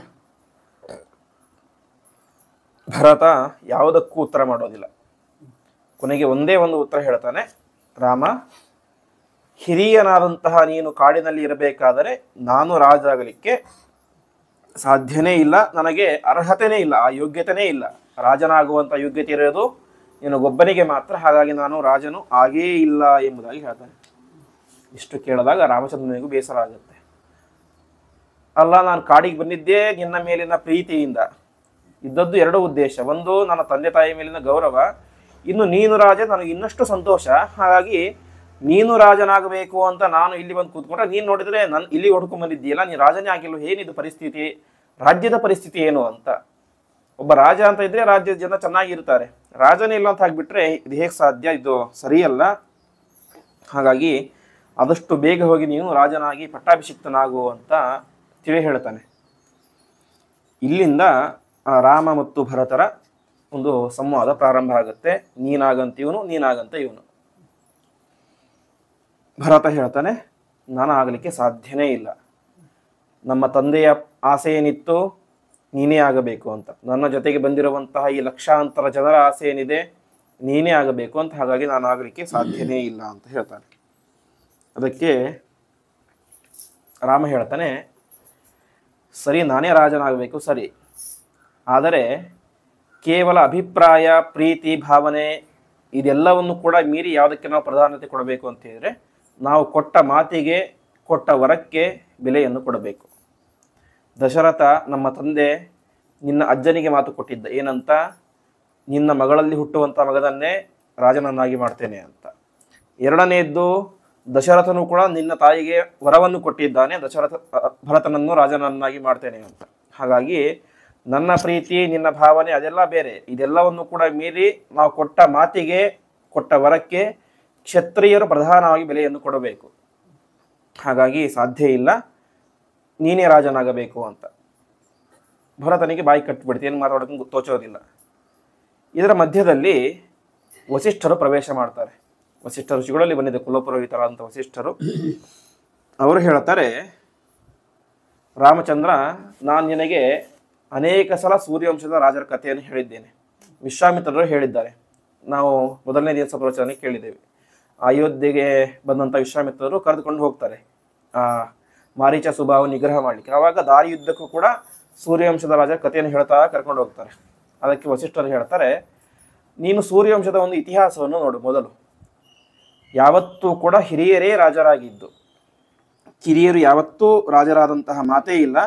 ಹಾಗಾಗಿ ಇಂತಹ ಪರಂಪರೆಯನ್ನು ಮೀರಿ ದಶರಥ ಏನು ಮಾಡಿದ್ದಾನೆ, ಮಾತು ಕೊಟ್ಟಿದ್ದಾನೆ, ವರವನ್ನು ಕೊಟ್ಟಿದ್ದಾನೆ. ಹಾಗಾಗಿ ಕೊಟ್ಟಂತಹ ಮಾತು, ಕೊಟ್ಟಂತಹ ವರ, ಅದಕ್ಕೆ ಯಾವಾಗ ಬೆಲೆ ಅಂತ ಹೇಳಿದ್ರೆ ಅದು ಪರಂಪರೆಗೆ, ಸಂವಿಧಾನಕ್ಕೆ ಸರಿಯಾಗಿದ್ದರೆ. ಆದರೆ ಇದೇನಾಗಿದೆ, ಸಂವಿಧಾನಕ್ಕೆ ವಿರುದ್ಧವಾಗಿದೆ. ಸಂವಿಧಾನ ಏನು, ಹಿರಿಯನೇ ರಾಜನಾಗಬೇಕು. ಹಾಗಾಗಿ ದಶರಥನ ಮಾತು, ದಶರಥನ ವರ ಸಂವಿಧಾನಕ್ಕೆ ವಿರುದ್ಧವಾಗಿದೆ. ಹಿರಿಯನೇ ರಾಜನಾಗಬೇಕು. ಹಾಗಾಗಿ ನೀನೇ ಬಂದು ವಾಪಸ್ ರಾಜನಾಗು ಎಂಬುದಾಗಿ ಹೇಳ್ತಾರೆ. ಇದು ಭರತನಿಗೆ ಸ್ವಲ್ಪ ಇನ್ನಷ್ಟು ಉತ್ಸಾಹ ಕೊಡುತ್ತೆ. ಅದಕ್ಕೆ ಅವನೇ ಮತ್ತೆ ಮಾತಾಡಲಿಕ್ಕೆ ಶುರು ಮಾಡ್ತಾನೆ. ಅದೆಲ್ಲವೂ ಕೂಡ ಸುಮ್ಮನೆ ಮದುವೆ ಆಗ್ಬೇಕಂತ ಹೇಳಿದ್ದಷ್ಟೇ. ಮದುವೆ ಆಗಿದ್ದು ಮಕ್ಕಳಾಗಿರಲಿಲ್ಲ. ಹಾಗಾಗಿ ಇನ್ನೊಂದು ಹೆಣ್ಣು ಬೇಕಾಗಿತ್ತು. ಸುಮ್ಮನೆ ಮದುವೆ ಆಗಬೇಕು ಅಂತ ನಮ್ಮ ತಂದೆ ಮಾತು ಕೊಟ್ಟ ಅಷ್ಟೇ. ಹಾಗಾಗಿ ಅದರ ಬಗ್ಗೆ ನೀನು ತಲೆ ಕೆಡಿಸ್ಕೋಬೇಡ, ಸರಿ ಒಪ್ಕೊಳ್ಳೋಣ, ವರ ಮಾತು ಇದಕ್ಕೆಲ್ಲ ಬೆಲೆ ಕೊಡಬೇಕು ಅಂತ. ಸರಿ, ಹಾಗಾದರೆ ನಿನ್ನ ಪ್ರಕಾರ ಏನೀಗ ಅಯೋಧ್ಯೆಯ ರಾಜ ಯಾರಾಗಬೇಕು? ನಾನಾಗಬೇಕು. ಅಯೋಧ್ಯೆಯ ಸಂಪೂರ್ಣ ಅಧಿಕಾರ ಯಾರ ಹತ್ರ ಇದೆ? ನನ್ನ ಹತ್ರ ಇದೆ. ಹಾಗಾದರೆ ಅಯೋಧ್ಯೆಯ ಮಹಾರಾಜನಾಗಿ ನಾನು ಹೇಳ್ತಾ ಇದ್ದೇನೆ, ಇನ್ನು ಮುಂದೆ ನೀನು ರಾಜ ಆಗಬೇಕು ಅಂತ. ಅಂದರೆ ಮಹಾರಾಜನ ಆಜ್ಞೆಯನ್ನು ಯಾರು ತೆಗೆದು ಹಾಕ್ಲಿಕ್ಕೆ ಆಗೋದಿಲ್ಲ. ಹಾಗಾಗಿ ನನ್ನ ಅಧಿಕಾರವನ್ನು ನನ್ನ ಇಚ್ಛೆಯಿಂದ ತ್ಯಾಗ ಮಾಡುವಂಥ ಸ್ವಾತಂತ್ರ್ಯ ಯಾರಿಗಿದೆ? ನನಗಿದೆ. ಹಾಗಾಗಿ ನಾನು ಬೇರೆ ಯಾರ್ದೋ ಫೋರ್ಸಿಂದ ಮಾಡ್ತಾ ಇಲ್ಲ, ಸ್ವಯಂ ನಾನೇ ನನ್ನ ಇಚ್ಛೆ ಪಟ್ಟು ರಾಜ್ಯವನ್ನು ತ್ಯಾಗ ಮಾಡ್ತಾ ಇದ್ದೇನೆ, ನೀನು ಬಂದು ರಾಜನಾಗು ಅಂತ ಹೇಳ್ತಾನೆ. ಹೀಗೆ ಯಾವ್ಯಾವ ಆ್ಯಂಗಲ್ದಲ್ಲಿ ಟ್ರೈ ಮಾಡಬೇಕು ಎಲ್ಲ ಆ್ಯಂಗಲಲ್ಲೂ ಕೂಡ ಟ್ರೈ ಮಾಡಲಿಕ್ಕೆ ಶುರು ಮಾಡ್ತಾರೆ. ಇಷ್ಟಾದರೂ ಕೂಡ ಏನು ಮಾಡೋದಿಲ್ಲ, ರಾಮದೇವರು ಒಪ್ಕೊಳ್ಳೋದಿಲ್ಲ. ಆದರೆ ಅವನು ಹೇಳ್ತಾನೆ, ನಾನು ಸ್ವೀಕಾರ ಮಾಡಲಿಕ್ಕೆ ಸಾಧ್ಯನೇ ಇಲ್ಲ. ನೀನು ದೊಡ್ಡ ತ್ಯಾಗಿ, ದೊಡ್ಡ ವ್ಯಕ್ತಿತ್ವವುಳ್ಳವನು, ತ್ಯಾಗ ಮಾಡಬಹುದು, ಆದರೆ ನಾನು ಸ್ವೀಕಾರ ಮಾಡಲಿಕ್ಕೆ ಸಾಧ್ಯ ಇಲ್ಲ. ಯಾಕೆಂದರೆ ನಾನು ನನ್ನ ತಂದೆಗೆ ಕೇವಲ ರಾಜನಾಗ್ತೀನಿ ಅಂತ ಮಾತ್ರ ಆಗಲ್ಲ ಅಂತ ಮಾತು ಕೊಟ್ಟಿಲ್ಲ, 14 ವರ್ಷಗಳ ಕಾಲ ಕಾಡಿನಲ್ಲೇ ಇರ್ತೀನಿ ಅಂತ ಮಾತು ಕೊಟ್ಟಿದ್ದೇನೆ. ಸರಿ, ನೀವು ತ್ಯಾಗ ಮಾಡ್ತಾ ಇದ್ದೀಯಾ, ರಾಜ ಆಗ್ತೇನೆ. ಯಾವಾಗ? 14 ವರ್ಷ ಆದಮೇಲೆ ಆಗ್ತೇನೆ. ಈಗ ಮಾತ್ರ ಆಗಲಿಕ್ಕೆ ಸಾಧ್ಯನೇ ಇಲ್ಲ. ಅರಣ್ಯವನ್ನು ಬಿಟ್ಟು ಬರಲಿಕ್ಕೆ ಸಾಧ್ಯನೇ ಇಲ್ಲ. ಅಷ್ಟು ಮಾತ್ರ ಅಲ್ಲ, ನಾನು ಒಂದು ವ್ರತದಲ್ಲಿ ಇದ್ದೇನೆ. 14 ವರ್ಷಗಳ ಕಾಲ ಋಷಿಗಳಂತೆ ಜೀವನ ಮಾಡ್ತೇನೆ ಅಂತ ವ್ರತವನ್ನು ಸಂಕಲ್ಪ ಮಾಡಿದ್ದೇನೆ. ಹಾಗಾಗಿ ನಾನು ಬರಲಿಕ್ಕೆ ಸಾಧ್ಯನೇ ಇಲ್ಲ ಅಂತ ಹೇಳ್ತಾನೆ. ಮತ್ತೆ ಭರತನಿಗೆ ಏನು ಮಾತಾಡೋಕೆ ತೋಚೋದಿಲ್ಲ. ಇದರ ಮಧ್ಯದಲ್ಲಿ ಇನ್ನೊಬ್ಬ ಬರ್ತಾನೆ, ಜಾಬಾಲಿ ಅಂತ. ಜಾಬಾಲಿ ಅವನೊಬ್ಬ ಮಂತ್ರಿ. ಅವನ ಉದ್ದೇಶ ಇಷ್ಟೇ, ರಾಮ ವಾಪಸ್ ಬರಬೇಕು, ರಾಜನಾಗಬೇಕು ಅಂತ. ಅವನೊಂದು ಮಾತು ಹೇಳ್ತಾನೆ, ರಾಮ, ಇದೆಲ್ಲಿ ಪಿತೃವಾಕ್ಯ ಪರಿಪಾಲನೆ, ಎಲ್ಲಿ ಧರ್ಮ ಅಧರ್ಮ, ಸ್ವರ್ಗ ನರಕ, ಇದ್ಯಾವುದು ಕೊಡುವ ಇಲ್ಲವೇ ಇಲ್ಲ. ಇದೆಲ್ಲವೂ ಕೂಡ ಮೂಢನಂಬಿಕೆ. ಇದ್ಯಾವುದು ಕೂಡ ನೀನು ಬೆಲೆ ಕೊಡಬೇಡ.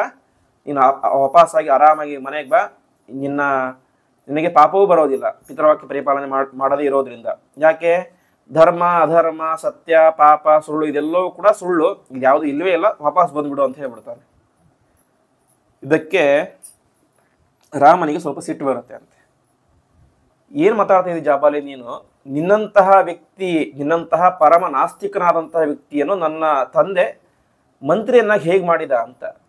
ಅಲ್ಲ, ನಿನಗೆ ಕನಿಷ್ಠ ಧರ್ಮ ಅಧರ್ಮ, ಪುಣ್ಯ ಪಾಪ, ಸ್ವರ್ಗ ನರಕ ಯಾವುದರ ಬಗ್ಗೆ ನಂಬಿಕೆನೇ ಇಲ್ಲ, ನೀನನ್ನು ಹೇಗೆ ಇಟ್ಕೊಂಡ ಎಂಬುದಾಗಿ ನನಗೆ ಸಂದೇಹ ಬರ್ತಾ ಇದ್ದ. ಸ್ವಲ್ಪ ಜೋರು ಮಾಡಿ ಬೈತಾನೆ ಜಾಬಾಲಿಗೆ. ಅದಕ್ಕೆ ಜಾಬಾಲಿ ಒಂದು ಮಾತು ಹೇಳ್ತಾನೆ, ನನಾಸ್ತಿಕಾನಾಂ ವಚನಂ ಬ್ರವೀಮ್ಯಹಂ ನನಾಸ್ತಿಕೋಹಂ ನಾಸ್ತಿ ಕಿಂಚನ ಸಮೀಕ್ಷ ಕಾಲಂ ಪುನರಾಸ್ತಿಕೋ ಭವಂ ಭವೇಯ ಕಾಲೇ ಪುನರೇವ ನಾಸ್ತಿಕ ಅಂತ. ರಾಮ, ದಯವಿಟ್ಟು ಸಿಟ್ಟಾಗಬೇಡ. ನಾನೇ ನಾಸ್ತಿಕ ಅಲ್ಲ. ಅವನು ಹೇಳ್ತಾನೆ, ಸಮೀಕ್ಷೆ ಕಾಲ ಪುನರಾಸ್ತಿಕೋ ಬಹಂ, ಅಂದ್ರೆ ನಾನು ತಾತ್ಕಾಲಿಕ ನಾಸ್ತಿಕ, ಅಂದ್ರೆ ಟೆಂಪ್ರವರಿ ನಾಸ್ತಿಕ, ಎಲ್ಲಿಯ ತನಕ, ನೀನು ವಾಪಸ್ ಬರೋ ತನಕ ಅಷ್ಟೇ. ವಾಪಸ್ ಬಂದ್ರೆ ಮತ್ತೆ ನಾನು ಆಸ್ತಿಕ ಆಗೇ ಆಗ್ತೇನೆ. ಅಂದ್ರೆ ಅವನ ಉದ್ದೇಶ ಇಷ್ಟೇ, ಹೇಗಾದರೂ ಮಾಡಿ ರಾಮನನ್ನು ವಾಪಸ್ ಕರೆದುಕೊಂಡು ಬರಬೇಕು ಅಂತ. ಅವನು ಇದೇ ಮಾತನ್ನು ಹೇಳ್ತಾನೆ, ನಾನು ತಾತ್ಕಾಲಿಕ ನಾಸ್ತಿಕ ಅಷ್ಟೇ, ಟೆಂಪ್ರವರಿ ನಾಸ್ತಿಕ. ನೀನು ವಾಪಸ್ ಬಂದಿದ್ರೆ ಮತ್ತೆ ನಾನು ಪರಮ ಆಸ್ತಿಕ ಆಗ್ತೇನೆ. ನನ್ನಂತಹ ಆಸ್ತಿಕ ಇಲ್ಲಿ ಜಗತ್ತಿನಲ್ಲಿ ಇರಲಿಕ್ಕೆ ಸಾಧ್ಯ ಇಲ್ಲ. ಹಾಗಾಗಿ ಆದಷ್ಟು ಬೇಗ ನೀನು ವಾಪಸ್ ಬಾ.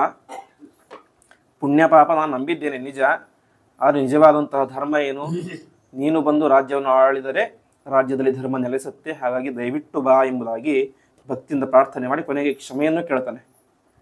ನಾನು ಮಾತಾಡಿದ ತಪ್ಪಾಯಿತು, ನನ್ನ ಉದ್ದೇಶ ಇಷ್ಟೇ, ನೀನು ಬರಬೇಕು ಅಂತ. ಹಾಗಾಗಿ ದಯವಿಟ್ಟು ನೀನು ವಾಪಸ್ ಬಾ ಎಂಬುದಾಗಿ ಕೇಳ್ತಾನೆ. ಹೀಗೆ ಅನೇಕ ಜನ, ಅಲ್ಲಿದ್ದಂತಹ ಲಕ್ಷಾಂತರ ಜನ ಒಂದೊಂದು ರೂಲ್ಸನ್ನು ಮಾತಾಡಿ ಹೇಳ್ತಾರೆ, ರಾಮ ನೀ ಬರಬೇಕು ಅಷ್ಟೇ. ಅದು ತಪ್ಪೋ ಸರಿನೋ, ತಾವು ಮಾತಾಡಿದ ತಪ್ಪೋ ಸರಿನೋ ಗೊತ್ತಿಲ್ಲ, ಉದ್ದೇಶ ಇಷ್ಟೇ, ರಾಮ ವಾಪಸ್ ಬರಬೇಕು ಅಂತ. ಇಷ್ಟೆಲ್ಲ ಹೇಳಿ ಕೊನೆಗೆ ಅಲ್ಲಿ ವಸಿಷ್ಠರು ಒಂದು ಮಾತು ಹೇಳ್ತಾರೆ, ಕ್ವಚಾರಣ್ಯಂ ಕ್ವಚ ಕ್ಷಾತ್ರಂ ಕ್ವಚಟ ಕ್ವಚ ಪಾಲನಂ ಈದೃಶಂ ವ್ಯಾಹತಂ ಕರ್ಮ ನಭವಾನ್ ಕರ್ತುಮರ್ಹತಿ ಅಂತ. ಅಂದರೆ ಕ್ಷತ್ರಿಯರಿಗೆ ಪರಮಧರ್ಮ ರಾಜ್ಯವನ್ನು ಪರಿಪಾಲನೆ ಮಾಡೋದು. ಈ ಅರಣ್ಯ ಇಲ್ಲಿ, ಕ್ಷತ್ರಿಯ ಧರ್ಮ ಇಲ್ಲಿ, ಜಟೆ, ಇದೆಲ್ಲವೂ ಕೂಡ ಎಲ್ಲಿ ನಿನಗೆ ಸಂಬಂಧನೇ ಇಲ್ಲದಿರುವಂತಹ ಒಂದು ವಸ್ತುಗಳು ಇದು. ಈ ಜಟೆ, ಅರಣ್ಯ, ನಾರುಮಡಿ ಇದೆಲ್ಲವೂ ಕೂಡ ರಾಜರಿಗೆ ಸಂಬಂಧನೇ ಇಲ್ಲದೇ ಇರುವಂತಹ ಒಂದು ವಸ್ತುಗಳು, ಪದಾರ್ಥಗಳು. ಹಾಗಾಗಿ ಇದನ್ನು ಬಿಟ್ಟು ನೀನು ವಾಪಸ್ ಅರಮನೆಗೆ ಬರಲೇಬೇಕು, ಸ್ವೀಕಾರ ಮಾಡಲೇಬೇಕು ಎಂಬುದಾಗಿ ಹೇಳ್ತಾರೆ. ಕೊನೆಗೆ ಕೈಕೇಯಿ ಬರ್ತಾಳೆ, ಕೌಸಲ್ಯ ಬಂದು ಹೇಳ್ತಾಳೆ, ಸುಮಿತ್ರೆ ಬಂದು ಹೇಳ್ತಾಳೆ, ಯಾರು ಹೇಳಿದ್ರು ಕೇಳೋದಿಲ್ಲ ರಾಮಚಂದ್ರ. ಕೊನೆಗೆ ಕೈಕೇಯಿ ಒಂದು ಹೇಳ್ತಾಳೆ ಅಂತೆ, ಮಗ ನಾನು ತುಂಬಾ ದೊಡ್ಡ ತಪ್ಪು ಮಾಡಿದ್ದೇನೆ, ನನಗಿಂತ ದೊಡ್ಡ ಪಾಪಿಷ್ಠೆಯಾದಂಥ ಹೆಂಗಸು ಇಡೀ ಜಗತ್ತಿನಲ್ಲಿ ಇರಲಿಕ್ಕೆ ಸಾಧ್ಯ ಇಲ್ಲ. ಹಾಗಾಗಿ ದಯವಿಟ್ಟು ತಪ್ಪಾಯಿತು, ನನ್ನನ್ನು ಕ್ಷಮಿಸು, ವಾಪಸ್ ರಾಜ್ಯಕ್ಕೆ ಬಾ ಅಂತ ಕೈಕೇಯಿ ಕರಿತಾ ಇದ್ದಾಳೆ.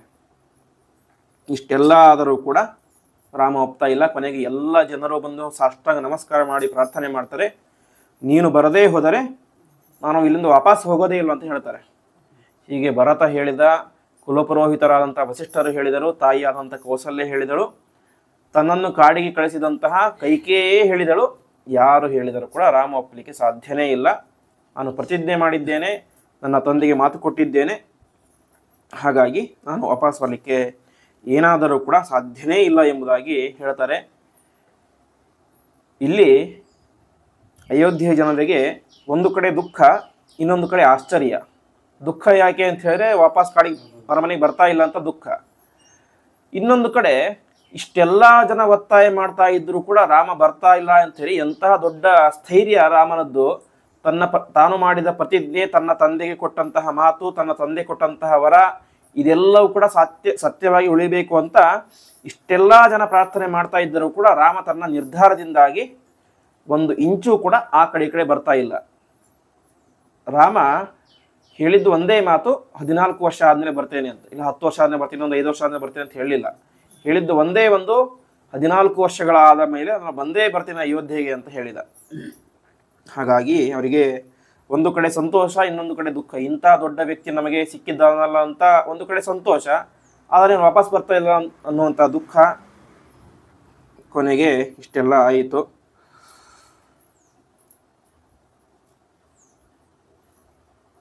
ಭರತ ಮುಂದೆ ಹೇಳ್ತಾನೆ, ಹಾಗಾದರೆ ನಾನು ಕೂಡ ವಾಪಸ್ ಇದಕ್ಕೆ ಹೋಗೋದಿಲ್ಲ.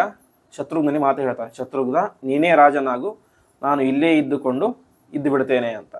ಆವಾಗ ರಾಮಚಂದ್ರ ಹೇಳ್ತಾರೆ, ಅದು ಸಾಧ್ಯವೇ ಇಲ್ಲ, ನನ್ನ ತಂದೆಯ ಆಸೆ ಏನು, ಭರತ ರಾಜನಾಗಬೇಕು ಅಂತ. ಅವನು ಮಾತನ್ನು ಕೂಡ ಕೊಟ್ಟಿದ್ದಾರೆ. ಹಾಗಾಗಿ ನೀನು ಅಲ್ಲಿ ಹೋಗು, ನೀನು ರಾಜನಾಗು, ನಾನು ಇಲ್ಲಿ ರಾಜನಾಗಿರ್ತೇನೆ ಅಂತ. ರಾಮದೇವರು ಹೇಳ್ತಾರೆ, ನೀನು ಮನುಷ್ಯರಿಗೆ ರಾಜನಾಗು, ನಾನು ಕಾಡಿನಲ್ಲಿ ಇರುವಂತಹ ಪ್ರಾಣಿಗಳಿಗೆ ರಾಜನಾಗ್ತೇನೆ. ಹಾಗಾಗಿ ನಾನೂ ರಾಜ, ನೀನೂ ರಾಜ. ವೈಭವದಲ್ಲಿ ಸ್ವಲ್ಪ ವ್ಯತ್ಯಾಸ ಇರ್ಬೋದು ಅಷ್ಟೇ, ಆದರೆ ನಾನೂ ರಾಜ, ನೀನೂ ರಾಜ. ಹಾಗಾಗಿ ನಾನು ಇಲ್ಲಿ ಮಹಾರಾಜನಾಗಿಯೇ ಇರ್ತೇನೆ. ಅಲ್ಲಿ ಆದರೆ ನಿನಗೇನು ಕಷ್ಟ, ಬೇರೆಯವರು ಆಕ್ರಮಣ ಮಾಡ್ಬೋದು, ಹೆದರಿಕೆ ಇರುತ್ತೆ.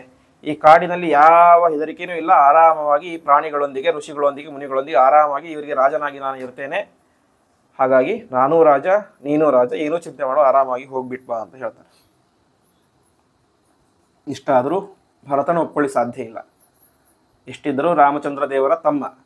ರಾಮಚಂದ್ರ ದೇವರಿಗೆ ಎಷ್ಟು ಹಠನೋ ಅಷ್ಟೇ ಹಠ ಭರತನಿಗೂ. ಅವನಿಗೂ ಅಷ್ಟೇ, ಇಲ್ಲ ನೀವು ವಾಪಸ್ ಬರಲೇಬೇಕು ಅಂತ ಹೇಳ್ತಾನೆ. ಕೊನೆಗೆ ಭರತನಿಗೆ ಒಂದು ಐಡಿಯಾ ಹೊಳೆಯುತ್ತೆ. ಸರಿ ರಾಮ, ಏನು ನಿನ್ನ ಉದ್ದೇಶ? 14 ವರ್ಷ ಕಾಡಿನಲ್ಲೇ ಇರಬೇಕು, ನಾನು ರಾಜನಾಗಬೇಕು ಅಂತ. ಅದು ನಾವೇನು ಮಾಡೋಣ, ಪ್ರಾಕ್ಸಿ ಮಾಡ್ಕೊಳ್ಳೋಣ, ಚೇಂಜ್ ಮಾಡ್ಕೊಳ್ಳೋಣ. ನಾನು 14 ವರ್ಷ ಕಾಡಿನಲ್ಲಿ ಇರ್ತೇನೆ, ನೀನು ಹೋಗಿ ರಾಜ ಆಗು ಅಂತ. ಅದಕ್ಕೆ ರಾಮದೇವರು ಹೇಳ್ತಾರೆ, ಭರತ, ಧರ್ಮದ ಏನಂತ ಅಂದ್ಕೊಂಡಿದ್ದೀಯಾ ನೀನು ಅಂತ. ಸುಮ್ಮನೆ ಯಾರ್ಯಾರು ಮಾಡ್ಲಿಕ್ಕೆ ಸಾಧ್ಯನಾ? ಅವರು ರಾಮದೇವರು ಒಂದು ಮಾತು ಹೇಳ್ತಾರೆ. ಒಂದು ಏಕಾದಶಿ ಉಪವಾಸ ಅಂತ ಬರುತ್ತೆ. ಒಬ್ಬರು ಯಾರೋ ಆಚಾರ್ಯ ದಕ್ಷಿಣ ಕೊಡು, ನನ್ನ ಬದಲು ನೀನು ಉಪವಾಸ ಮಾಡಿ ಅಂತ ಹೇಳಿಕ್ಕಾಗತ್ತಾ? ಅಥವಾ ಮನೆಗೆ ಪ್ರತಿಯೊಬ್ಬರು ಆಚಾರನ್ನು ಕರೆಸಿ ನೀವು ಪ್ರತಿನಿತ್ಯ ನನ್ನ ಬದಲು ಸಂಧ್ಯಾ ವಂದನೆ ಮಾಡಿ ಅಂತ ಹೇಳಿಕ್ಕಾಗತ್ತಾ? ಹೇಳಿಕ್ಕೆ ಸಾಧ್ಯ ಇಲ್ಲ. ಇವತ್ತು ಅನೇಕ ಕಡೆ ಆಗಿದೆ, ಕೆಲವೊಂದು ದೊಡ್ಡ ದೊಡ್ಡ ಪಟ್ಟಣಗಳಲ್ಲಿ ಪ್ರತಿನಿತ್ಯ ಒಬ್ಬರಿಗೆ ತಿಂಗಳಿಗೆ ಒಬ್ಬ ಸಂಬಳ ಅಂತ ಕೊಟ್ಟು ಪ್ರತಿನಿತ್ಯ ಅವ್ರ ಮನೆಗೆ ಬಂದು ಪೂಜೆ ಮಾಡ್ಕೊಂಡು ಹೋಗಬೇಕು ಅಂತ. ಉದ್ದೇಶ ಏನೋ ಸರಿ, ಮನೆಯಲ್ಲಿ ಪೂಜೆ ನಿಲ್ಲಬಾರ್ದು ಅಂತ. ಆದರೆ ತಾವೇ ಪೂಜೆ ಮಾಡೋದು ಅತ್ಯಂತ ಶ್ರೇಷ್ಠ. ಹಾಗೆ ಇನ್ನೊಬ್ಬರಿಗೆ ದುಡ್ಡು ಕೊಟ್ಟು ಸಂಧ್ಯಾನ ಮಾಡಿ ಉಪವಾಸ ಮಾಡಿ ಅಂತ ಹೇಳಲಿಕ್ಕಾಗತ್ತಾ? ಆಗೋದಿಲ್ಲ. ಧರ್ಮದ ಆಚರಣೆ ಮಾಡಬೇಕಾದದ್ದು ತಾನೇ, ಅದರ ಪುಣ್ಯ ಬರುವುದು ತನಗೆ. ಹಾಗಾಗಿ ಇದರಲ್ಲಿ ಪ್ರಾಕ್ಸಿ ಮಾಡಲಿಕ್ಕೆ ಸಾಧ್ಯ ಇಲ್ಲ. ನನ್ನ ಬದಲು ನೀನು ರಾಜನಾಗು, ನಿನ್ನ ಬದಲು ನಾನು ಕಾಡಿಗೆ ಹೋಗ್ತೇನೆ ಅಂತ ಹೇಳಲಿಕ್ಕೆ ಸರ್ವಥಾ ಸಾಧ್ಯ ಇಲ್ಲ. ಹಾಗಾಗಿ ಈ ರೀತಿಯಾದಂತಹ ಹುಚ್ಚುಚ್ಚು ಮಾತನ್ನು ನೀನು ಆಡ್ಲಿಕ್ಕೆ ಹೋಗಬೇಡ. ಹಾಗಾಗಿ ನಾನೇ ಕಾಡಿನಲ್ಲಿ ಇರ್ತೇನೆ, ನೀನೇ ರಾಜನಾಗಬೇಕು ಅಂತ. ಕೊನೆಗೆ ಎಲ್ಲರಿಗೂ ಹೆದರಿಕೆ ಆಗಲಿಕ್ಕೆ ಶುರುವಾಗುತ್ತೆ ಅಂತೆ. ಇದು ಎಲ್ಲಿಗೆ ಹೋಗಿ ಕೊನೆಯಾಗುತ್ತೋ ಅಂತ. ಈ ಕಡೆ ಭರತನು ತನ್ನ ಹಠವನ್ನು ಬಿಡ್ತಾ ಇಲ್ಲ, ಈ ಕಡೆ ರಾಮಚಂದ್ರ ದೇವರು ತಮ್ಮ ಹಠವನ್ನು ಬಿಡ್ತಾ ಇಲ್ಲ. ಇವರೆಲ್ಲರೂ ಕೂಡ ಒತ್ತಾಯ ಮಾಡ್ತಾರೆ. ಒತ್ತಾಯ ಮಾಡಿದರೆ ಕೊನೆಗೆ ಇಲ್ಲಿ ರಾಮನೇ ತಮಗೆ ಬೈತಾನೆ ಅನ್ನೋ ಅಂತ ಹೆದರಿಕೆ ಬಂದುಬಿಡುತ್ತೆ. ಹಾಗಾಗಿ ಎಷ್ಟು ಮಾಡಿದರೂ ಕೂಡ ಆಗೋದೇ ಇಲ್ಲ. ಕೊನೆಗೆ ಭರತ ದೊಡ್ಡ ಬ್ರಹ್ಮಾಸ್ತ್ರ ಪ್ರಯೋಗ ಮಾಡ್ತಾನೆ. ಏನಂತ? ಹಾಗಾದರೆ ಸಾರಥಿ, ನೀನು ಈಗಲೇನೆ ಇಲ್ಲಿ ದರ್ಭೆಯನ್ನು ಹಾಸು, ದರ್ಭೆಯ ಮೇಲೆ ನಾನು ಆಮರಣ ಅಂತ ಉಪವಾಸ, ಸಾಯುವ ತನಕ ಉಪವಾಸವನ್ನು ಮಾಡಿ ನನ್ನ ದೇಹವನ್ನು ತ್ಯಾಗ ಮಾಡ್ತೇನೆ ಅಂತ. ಒಂಥರ ಬ್ಲ್ಯಾಕ್ ಮೇಲ್ ಮಾಡ್ತದೆ ಅಷ್ಟೇ ರಾಮದೇವರಿಗೆ. ನೀನು ಬರದೇ ಹೋದರೆ ನಾನು ಉಪವಾಸ ಬಿದ್ದು ಸಾಯ್ತೇನೆ ಅಂತ. ಅದಕ್ಕೆ ರಾಮದೇವರು ಹೇಳ್ತಾರೆ, ಇದು ಯಾರು ಮಾಡಬೇಕು ಅಂತ ಹೇಳಿದ್ರೆ ಬ್ರಾಹ್ಮಣರು ಋಷಿಮುನಿಗಳು ಮಾಡಬೇಕಾದಂತಹ ಕೆಲಸ ಈ ಅನಶನ ವ್ರತ, ಸಾಯೋ ತನಕ ಉಪವಾಸ ಮಾಡುವಂತಹ ವ್ರತ. ಇದು ಕ್ಷತ್ರಿಯರಿಗೆ ಉಚಿತವಾದದ್ದಲ್ಲ. ಅದಕ್ಕೋಸ್ಕರ ಈ ರೀತಿ ಚಿಕ್ಕ ಮಕ್ಕಳ ಹತ್ರ ಹಠ ಮಾಡ್ಲಿಕ್ಕೆ ಹೋಗ್ಬೇಡ. ನೀನು ವಾಪಸ್ ಹೋಗಿ ನಾನು ಖಂಡಿತ ಬಂದೇ ಬರ್ತೇನೆ, ಬರಲ್ಲ ಅಂತ ನಾನು ಹೇಳ್ತಾನೇ ಇಲ್ಲ, ಆದರೆ 14 ವರ್ಷ ಆದಮೇಲೆ ಬರ್ತೇನೆ ಅಂತ. ಸರಿ, ಭರತ ಎಷ್ಟೆಲ್ಲ ಪ್ಲ್ಯಾನ್ ಮಾಡಿದೆ, ಏನೇನೋ ಆ್ಯಂಗಲಲ್ಲಿ ಟ್ರೈ ಮಾಡಿದ, ಯಾವ ಆ್ಯಂಗಲ್ ಟ್ರೈಲ್ ಮಾಡಿದರೂ ಕೂಡ ರಾಮದೇವರು ಒಪ್ತಾನೇ ಇಲ್ಲ. ಮತ್ತೆ ಚರ್ಚೆ ಹೀಗೆ ಮುಂದುವರಿತು. ಏನೋ ಒಂದು ಯುಕ್ತಿ ಹೇಳೋದು, ರಾಮಚಂದ್ರ ದೇವರು ಸರಿ ಇಲ್ಲ ಅಂತ ಹೇಳೋದು. ಇದನ್ನು ಆಕಾಶದಲ್ಲಿ ನಿಂತುಕೊಂಡು ಎಲ್ಲ ದೇವಾನು ದೇವತೆಗಳು ಕೂಡ ನೋಡ್ತಾ ಇದ್ದಾರೆ ಅಂತೆ. ಇದನ್ನು ನೋಡಿ ಅವರಿಗೆ ಗಾಬರಿ ಆಗುತ್ತೆ, ಒಂದು ಕ್ಷಣ ಹೆದರಿಕೆ ಆಗುತ್ತೆ. ಯಾಕೆ ಹೆದರಿಕೆ ಅಂತ ವಾಲ್ಮೀಕಿಗಳು ಹೇಳ್ತಾರೆ, ಒಂದು ವೇಳೆ ಇವರಿಬ್ಬರೇ ಮಧ್ಯ ಚರ್ಚೆ ಇದೇ ರೀತಿ ವರೆದು ಒಂದು ವೇಳೆ ಭರತನ ಮಾತಿಗೆ ಒಪ್ಪಿಕೊಂಡು ರಾಮ ಅಯೋಧ್ಯೆಗೆ ಹೋಗ್ಬಿಟ್ರೆ ಏನಾಗುತ್ತೆ? ಮುಂದೆ ನಡೆಯಬೇಕಾದಂತಹ ದೇವತಾ ಕಾರ್ಯ ನಡೆಯೋದಿಲ್ಲ. ದೇವತಾ ಕಾರ್ಯ ಏನು? ಸೀತೆಯ ಅಪಹಾರ ಆಗಬೇಕು, 14,000 ಜನ ರಾಕ್ಷಸರ ಸಂಹಾರ ಆಗಬೇಕು, ಮುಂದೆ ಆ ವಾಲಿಯ ನಿಗ್ರಹ ಆಗಬೇಕು, ರಾವಣ ಕುಂಭಕರ್ಣರ ಎಲ್ಲ ಸಂಹಾರ ಆಗಬೇಕು ಅಂತ ಹೇಳಿದ್ರೆ ರಾಮ ಕಾಡಿನಲ್ಲಿ ಇರಬೇಕು. ಈ ಭರತನ ಮಾತನ್ನು ನೋಡಿದರೆ ಭರತನ ಮಾತಿಗೆ ರಾಮನೇ ಕರಗಿ ಹೋಗಿ ವಾಪಸ್ ಅಲ್ಲಿಗೆ ಅರಮನೆಗೆ ಹೋಗ್ತಾ ಅಂತ ಕಾಣಿಸ್ತಾ ಇದೆ. ಹಾಗೆ ಏನಾಗುತ್ತೆ ಏನೋ ಅವ್ರಿಗೆ ಗಾಬರಿ ಆಗಿಬಿಡುತ್ತೆ ಅಂತೆ. ಆ ರೀತಿಯಾಗಿ ಭರತ ತನ್ನ ಪಟ್ಟನ್ನು ಬಿಡ್ತಾನೇ ಇಲ್ಲ, ಬರಲೇಬೇಕು ಅಂತ ಒತ್ತಾಯ ಮಾಡ್ತಾ ಇದ್ದಾನೆ. ಈ ಕಡೆ ರಾಮದೇವರು ಕೂಡ ಒಪ್ತಾನೇ ಇಲ್ಲ. ಕೊನೆಗೆ ಭರತನಿಗೆ ರಾಮದೇವರು ಒಂದು ಮಾತನ್ನು ಹೇಳ್ತಾರೆ. ಎಷ್ಟು ಹೇಳಿದ್ರು ಕೂಡ ಒಪ್ಪೋದಿಲ್ಲ. ಕೊನೆಗೆ ಆಕಾಶದಲ್ಲಿ ಇದ್ದಂತಹ ದೇವತೆಗಳು, ಋಷಿಗಳೇ ಒಂದು ಮಾತನ್ನು ಹೇಳ್ತಾರೆ ಅಂತ ಭರತನಿಗೆ ಆಕಾಶವಾಣಿ ಆಗುತ್ತೆ. ಭರತ, ರಾಮನನ್ನು ಒತ್ತಾಯಿಸಬೇಡ, ಅವನು ಪಿತೃವಾಕ್ಯ ಪರಿಪಾಲನೆಯನ್ನು ಮಾಡಬೇಕು. ಅಷ್ಟು ಮಾತ್ರ ಅಲ್ಲ, ರಾಮದೇವರು ಕಾಡಿನಲ್ಲಿ ಇರುವಂತಹ ಈ ಒಂದು ಕಾರಣದಿಂದಾಗಿ ಮುಂದೆ ಜಗತ್ತಿಗೆ ಒಂದು ದೊಡ್ಡ ಹಿತವಾದಂತಹ ಕಾರ್ಯ ಆಗುತ್ತೆ. ಅದರಿಂದ ಜಗತ್ತಿಗೂ ಹಿತ, ನಿನಗೂ ಹಿತ. ಅಷ್ಟು ಮಾತ್ರ ಅಲ್ಲ, ನಮಗೂ ಹಿತ, ದೇವತೆಗಳಿಗೂ ಒಳ್ಳೆಯದಾಗುತ್ತೆ ರಾಮದೇವರು ಕಾಡಿನಲ್ಲಿ ಇದ್ದರೆ. ಹಾಗಾಗಿ ನೀನು ಒತ್ತಾಯಿಸಬೇಡ ಅಂತ ಹೇಳ್ತಾರೆ. ಸಾಮಾನ್ಯವಾಗಿ ಹಿಂದಿನ ಕಾಲದಲ್ಲಿ ಬೇರೆ ಯಾರೋ ಮತ್ತೆ ಬೆಲೆ ಕೊಡ್ತಾ ಇರಲಿಲ್ಲ. ಆಕಾಶವಾಣಿಯಲ್ಲಿ ಅದಕ್ಕೆ ಬೆಲೆ ಕೊಡ್ತಾ ಇದ್ರು ಅಂತ. ಇನ್ನು ಸಾಕ್ಷಾತ್ ದೇವತೆಗಳೇ ಹೇಳಿದ್ದಾರೆ, ಅದಕ್ಕೆ ನಾವು ಬೆಲೆ ಕೊಡಬೇಕು ಅಂತ ಬೆಲೆ ಕೊಡ್ತಾ ಇದ್ರು. ಹೀಗೆ ಯಾರು ಹೇಳಿದರೂ ಕೇಳದೇ ಇರುವಂತಹ ಭರತ, ರಾಮ ಹೇಳಿದರೂ ಕೇಳ್ತಾ ಇರಲಿಲ್ಲ. ಕೊನೆಗೆ ದೇವತೆಗಳು ಹೇಳಿದಾಗ ಅವರ ಮಾತಿಗೆ ಬೆಲೆ ಕೊಡ್ತಾನೆ, ಸರಿ ಅಂತ ಒಪ್ಕೊಳ್ತಾನೆ. ಆದರೆ ಸರಿ, 14 ವರ್ಷ ಆದಮೇಲೆ ನೀನೇ ರಾಜನಾಗು ರಾಮ, ಆದರೆ ನನ್ನದೊಂದು ತೀರ್ಮಾನ ಇದೆ. ನಾನಂತೂ ಸರ್ವಥಾ ರಾಜನಾಗುವುದಿಲ್ಲ, ಹೊರತು ನಿನ್ನ ಪಾದುಕೆಗಳನ್ನು ಆ ಅಯೋಧ್ಯೆಯ ಸಿಂಹಾಸನದ ಮೇಲೆ ಇಟ್ಟು ನಾನೇನು ಮಾಡ್ತೇನೆ, ರಾಜ್ಯಭಾರವನ್ನು ಮಾಡ್ತೇನೆ. ಆದರೆ ಒಳಗಡೆ ಪ್ರವೇಶ ಮಾಡೋದಿಲ್ಲ. ಅಯೋಧ್ಯೆಯ ಹೊರಗಡೆಯಲ್ಲಿ ನಂದಿಗ್ರಾಮದಲ್ಲಿ ವಾಸವಾಗಿದ್ದುಕೊಂಡು ನಾನು ರಾಜ್ಯಭಾರವನ್ನು ಮಾಡ್ತೇನೆ ಎಂಬುದಾಗಿ ಹೇಳ್ತಾರೆ. ಸರಿ ಅಂತ ರಾಮದೇವರು ಅವನ ಪ್ರಾರ್ಥನೆಯಂತೆ ತಮ್ಮ 2 ಪಾದುಕೆಗಳನ್ನು ಕೂಡ ಭರತನಿಗೆ ಕೊಡ್ತಾರೆ. ಭರತ ಭಕ್ತಿಯಿಂದಾಗಿ ಅದನ್ನು ಸ್ವೀಕಾರ ಮಾಡಿ ಕಣ್ಣಿಗೆ ಹೊತ್ತುಕೊಂಡು, ತಲೆಯ ಮೇಲೆ ಅದನ್ನು ಹೊತ್ತುಕೊಂಡು ತಾನು ತನ್ನ ಸೈನ್ಯದಿಂದಾಗಿ ವಾಪಸ್ ತನ್ನ ಇದಕ್ಕೆ ಹೋಗ್ತಾನೆ ಎಂಬುದಾಗಿ ತಿಳಿಸ್ತಾರೆ. ಈ ರೀತಿಯಾಗಿ ಆಗುತ್ತೆ. ಬಂದ ತಕ್ಷಣ ತಾನು ಆ ಒಂದು ರಾಮನ ಪಾದುಕೆಗಳನ್ನು ಆ ಒಂದು ಅಯೋಧ್ಯೆಯ ಸಿಂಹಾಸನದ ಮೇಲೆ ಇಟ್ಟು ಅದರ ಮೇಲೆಯೇ ಆ ಬಿಳಿ ಛತ್ರಿಯನ್ನು ನಿಲ್ಲಿಸ್ತಾನೆ, ಶ್ವೇತ ಛತ್ರ. ಅದು ರಾಜರಿಗೆ ಸಲ್ಲಬೇಕಾದಂತಹ ಗೌರವ. ಆ ಗೌರವ ಯಾವುದು ನನಗೆ ಬೇಕಾಗಿಲ್ಲ, ಅದೆಲ್ಲವೂ ಕೂಡ ಸಲ್ಲಬೇಕಾದದ್ದು ರಾಮನಿಗೆ. ಆದರೆ ರಾಮ ಇಲ್ಲಿಲ್ಲ, ಅವನ ಪ್ರತಿನಿಧಿಯಾಗಿ ಅವನ ಪಾದುಕೆಗಳಿವೆ. ಹಾಗಾಗಿ ಇವತ್ತಿನಿಂದಾಗಿ ರಾಜನಿಗೆ ಏನೇನು ಗೌರವ ಆಧಾರಗಳೆಲ್ಲ ಸಲ್ಲಬೇಕೋ ಅದೆಲ್ಲವೂ ಕೂಡ ಯಾರಿಗೆ ಸಲ್ಲಬೇಕು, ಈ ಪಾದುಕೆಗಳಿಗೆ ಸಲ್ಲಬೇಕು ಅಂತ ದೊಡ್ಡ ಒಂದು ಐತಿಹಾಸಿಕ ನಿರ್ಧಾರ. ಏಕೆಂದರೆ ಆ ರೀತಿಯಾದಂತಹ ಒಂದು ಪಾದುಕೆಗಳನ್ನಿಟ್ಟು ಅಥವಾ ಯಾವುದೋ ಒಂದು ರಾಜನ ಕಿರೀಟವನ್ನು ದಂಡವನ್ನು ಇಟ್ಟು ರಾಜ್ಯಭಾರ ಮಾಡಿದೆಲ್ಲೂ ಕಾಣಿಸೋದಿಲ್ಲ ನಮಗೆ. ಆದರೆ ಭರತನ ಪ್ರೀತಿ, ಅವನ ಗೌರವ ಯಾವ ರೀತಿಯಾಗಿತ್ತು ಅಂತ ಹೇಳಿದ್ರೆ, ರಾಮನ ಪಾದುಕೆಗಳನ್ನು ಇಟ್ಟು ಅವುಗಳೇ ಇನ್ನು ಮುಂದೆ ರಾಜ ಎಂಬುದಾಗಿ ತೀರ್ಮಾನವನ್ನು ಮಾಡಿ ಅವನು ಅಲ್ಲಿ ರಾಜ್ಯಭಾರವನ್ನು ಮಾಡಲಿಕ್ಕೆ ತೀರ್ಮಾನ ಮಾಡ್ತಾನೆ. ಹೀಗೆ ಭಗವಂತ ಮೆಚ್ಚುವಂತಹ ದೊಡ್ಡ ಕಾರ್ಯ ಭರತನ ಆದರ್ಶ ಎಂಬುದು ಈ ವಿಚಾರದಲ್ಲಿ ಗೊತ್ತಾಗುತ್ತೆ. ಸರಿ, ಇಷ್ಟೆಲ್ಲ ಆಯಿತು. ಮುಂದೆ ರಾಮಚಂದ್ರ ದೇವರು ಅನೇಕ ವರ್ಷಗಳ ಕಾಲ ಚಿತ್ರಕೂಟ ಪರ್ವತದಲ್ಲಿಯೇ ವಾಸ ಮಾಡಲಿಕ್ಕೆ ಶುರು ಮಾಡ್ತಾರೆ. ಈ ಒಂದು ಸಂದರ್ಭದಲ್ಲಿ ಒಂದು ವಿಚಿತ್ರವಾದಂತಹ ಸನ್ನಿವೇಶ ಅಲ್ಲಿ ನಡೆಯುತ್ತೆ. ಆ ರಾಮದೇವರ ಆಶ್ರಮದ ಸುತ್ತಮುತ್ತ ಅನೇಕ ಜನ ಋಷಿಮುನಿಗಳೆಲ್ಲರೂ ಕೂಡ ನಿರಂತರವಾಗಿ ತಪಸ್ಸು ಮಾಡ್ತಾ ಇದ್ರು, ತಮ್ಮ ಆಶ್ರಮ ಕಟ್ಕೊಂಡಿದ್ದರು. ಸ್ವಲ್ಪ ದಿವಸ ಚೆನ್ನಾಗೇ ಇದ್ರು ಎಲ್ಲ ಋಷಿಗಳು ಕೂಡ ರಾಮದೇವರ ಜೊತೆಗೆ. ಸ್ವಲ್ಪ ತಿಂಗಳು ಆದ ಮೇಲೆ ರಾಮದೇವರ ಜೊತೆ ಸರಿಯಾಗಿ ಮಾತಾಡ್ತಾ ಇರಲಿಲ್ಲ ಅಂತೆ. ಕಂಡ್ರೆ ಸುಮ್ಮನೆ ಕಣ್ಣಲ್ಲಿ ನಮಸ್ಕಾರ ಮಾಡೋದಷ್ಟೇ. ಲಕ್ಷ್ಮಣನೊಟ್ಟಿಗೂ ಸರಿಯಾಗಿ ಮಾತಾಡ್ತಾ ಇರಲಿಲ್ಲ. ಕೊನೆಗೆ ಹೆಣ್ಮಕ್ಳಾದ್ರೂ ಕೂಡ ಸೀತೆ ಜೊತೆ ಮಾತಾಡ್ತಾ ಇದ್ರು, ಅದು ಕೂಡ ನಿಂತು ಹೋಗ್ಬಿಡ್ತು. ರಾಮದೇವರಿಗೆ ಏನೋ ಸಂದೇಹ ಆಯ್ತು, ನಾನು ಇಲ್ಲಿ ಇರೋದ್ರಿಂದ ಇವರಿಗೆ ತೊಂದರೆ ಆಗ್ತಾ ಇದೇನೋ ಏನೋ ಅಂತ. ಒಂದು ದಿವಸ ಎಲ್ಲ ಋಷಿಮುನಿಗಳನ್ನು ಕೂಡ ತಮ್ಮ ಆಶ್ರಮಕ್ಕೆ ಕರೀತಾರೆ. ಕರೆದುಕೊಂಡು ಹೇಳ್ತಾರೆ, ದಯವಿಟ್ಟು ನನ್ನನ್ನು ಕ್ಷಮಿಸಿ, ನಿಮ್ಮ ವರ್ತನೆ ನೋಡಿ ನನಗೇನು ಸಂದೇಹ ಬರ್ತಾ ಇದೆ. ಇಷ್ಟು ದಿವಸ ಚೆನ್ನಾಗಿದೆ, ನಗ್ತಾನೆ ಮಾತಾಡ್ತಾ ಇದ್ರೆ, ಇವತ್ತು ನಮ್ಮ ಮುಖವನ್ನು ಕೂಡ ನೋಡ್ತಾ ಇಲ್ಲ, ಏನಾಗಿದೆ, ನಮ್ಮಿಂದ ಏನೋ ತೊಂದರೆ ಆಗಿದೆನಾ ಅಂತ.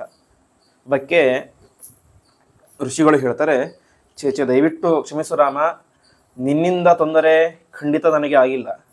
ಸೀತಾದೇವಿಯಂತಹ ಶ್ರೇಷ್ಠ ಹೆಣ್ಣು ಜಗತ್ತಿನಲ್ಲೇ ಇಲ್ಲ, ಅವಳಿಂದಲೂ ತೊಂದರೆ ಆಗಿಲ್ಲ, ಲಕ್ಷ್ಮಣನಿಂದಲೂ ತೊಂದರೆ ಆಗಿಲ್ಲ. ಆದರೆ ನೀವು ಇಲ್ಲಿ ಇರೋದ್ರಿಂದ ಒಂದು ತೊಂದರೆ ಕ್ರಿಯೇಟ್ ಆಗಿದೆ ಅಂತ. ಏನು ತೊಂದರೆ ಅಂತ ಹೇಳಿದರೆ, ನೀವು ಇಲ್ಲಿ ಬಂದಂತಹ ವಿಚಾರ ಮತ್ತು ನೀನು ಯಾರನ್ನು ಸಂಹಾರ ಮಾಡಿದ್ದೀಯಾ, ಸುಬಾಹು ಮತ್ತು ಮಾರೀಚ ಆ ತಾಟಕೆ ಎಲ್ಲವನ್ನು ಕೂಡ ನಿಗ್ರಹ ಮಾಡಿದ್ದೀಯಾ. ಈ ವಿಚಾರ ಯಾರಿಗೆ ಗೊತ್ತಾಗಿದೆ ಅಂತ ಹೇಳಿದರೆ, ರಾವಣನಿಗೆ ಗೊತ್ತಾಗಿದೆ. ರಾವಣನ ಒಬ್ಬ ದೂತ ಯಾರು ಅಂತ ಹೇಳಿದ್ರೆ ಅವನು ಖರ ಎಂಬಂತಹ ರಾಕ್ಷಸ. ನೀನು ಇಲ್ಲಿ ಇರುವಂತಹ ವಿಚಾರ ಯಾರಿಗೆ ಗೊತ್ತಾಗಿದೆ, ಖರನಿಗೆ ಗೊತ್ತಾಗಿದೆ. ನಾವು ಇರುವಂತಹ ಈ ಚಿತ್ರಕೂಟ ಎಲ್ಲವೂ ಕೂಡ ಖರನ ವ್ಯಾಪ್ತಿಗೆ, ಠಾಣೆಗೆ ಬರುವಂತಹ ಒಂದು ಸ್ಥಳ. ಹಾಗಾಗಿ ಅವನು ಇಲ್ಲಿ ಎಲ್ಲ ಕಡೆ ಬಂದು ರಾಮ ಇಲ್ಲಿದ್ದಾನೆ ಅಂತ ಹುಡುಕಿ ನಮಗೆ ತೊಂದರೆ ಕೊಡ್ತಾ ಇದ್ದಾನೆ ಅಷ್ಟೇ. ನೀನು ತೊಂದರೆಯಲ್ಲ, ನೀನು ಇಲ್ಲಿ ಇರುವುದು ತೊಂದರೆ ಅಂತ ಅವರು ಸ್ವಲ್ಪ ಖಡಾಖಂಡಿತವಾಗಿ ಹೇಳ್ತಾರೆ. ಯಾಕೆಂದ್ರೆ ಅವರಿಗೆ ಪಾಪ ಪ್ರತಿನಿತ್ಯ ತಪಸ್ಸು ಹೋಮ ಯಜ್ಞ ಎಲ್ಲ ಆಗಬೇಕು, ಇವತ್ತೊಂದು ತೊಂದರೆ ಕೊಡ್ತಾ ಇದ್ರೆ ಇವರಿಗೆ ತಮ್ಮ ಸಾಧನೆಗೆ ತೊಂದರೆ ಆಗ್ತಾ ಇತ್ತು. ಹಾಗಾಗಿ ನಿನ್ನಿಂದ ತೊಂದರೆ ಆಗ್ತಾ ಇಲ್ಲ ನೇರವಾಗಿ, ಆದರೆ ನೀನು ಇಲ್ಲಿ ಇರೋದ್ರಿಂದ ರಾಕ್ಷಸರಿಂದ ನನಗೆ ತೊಂದರೆ ಆಗ್ತಾ ಇದೆ ಎಂಬುದಾಗಿ ಹೇಳ್ತಾರೆ.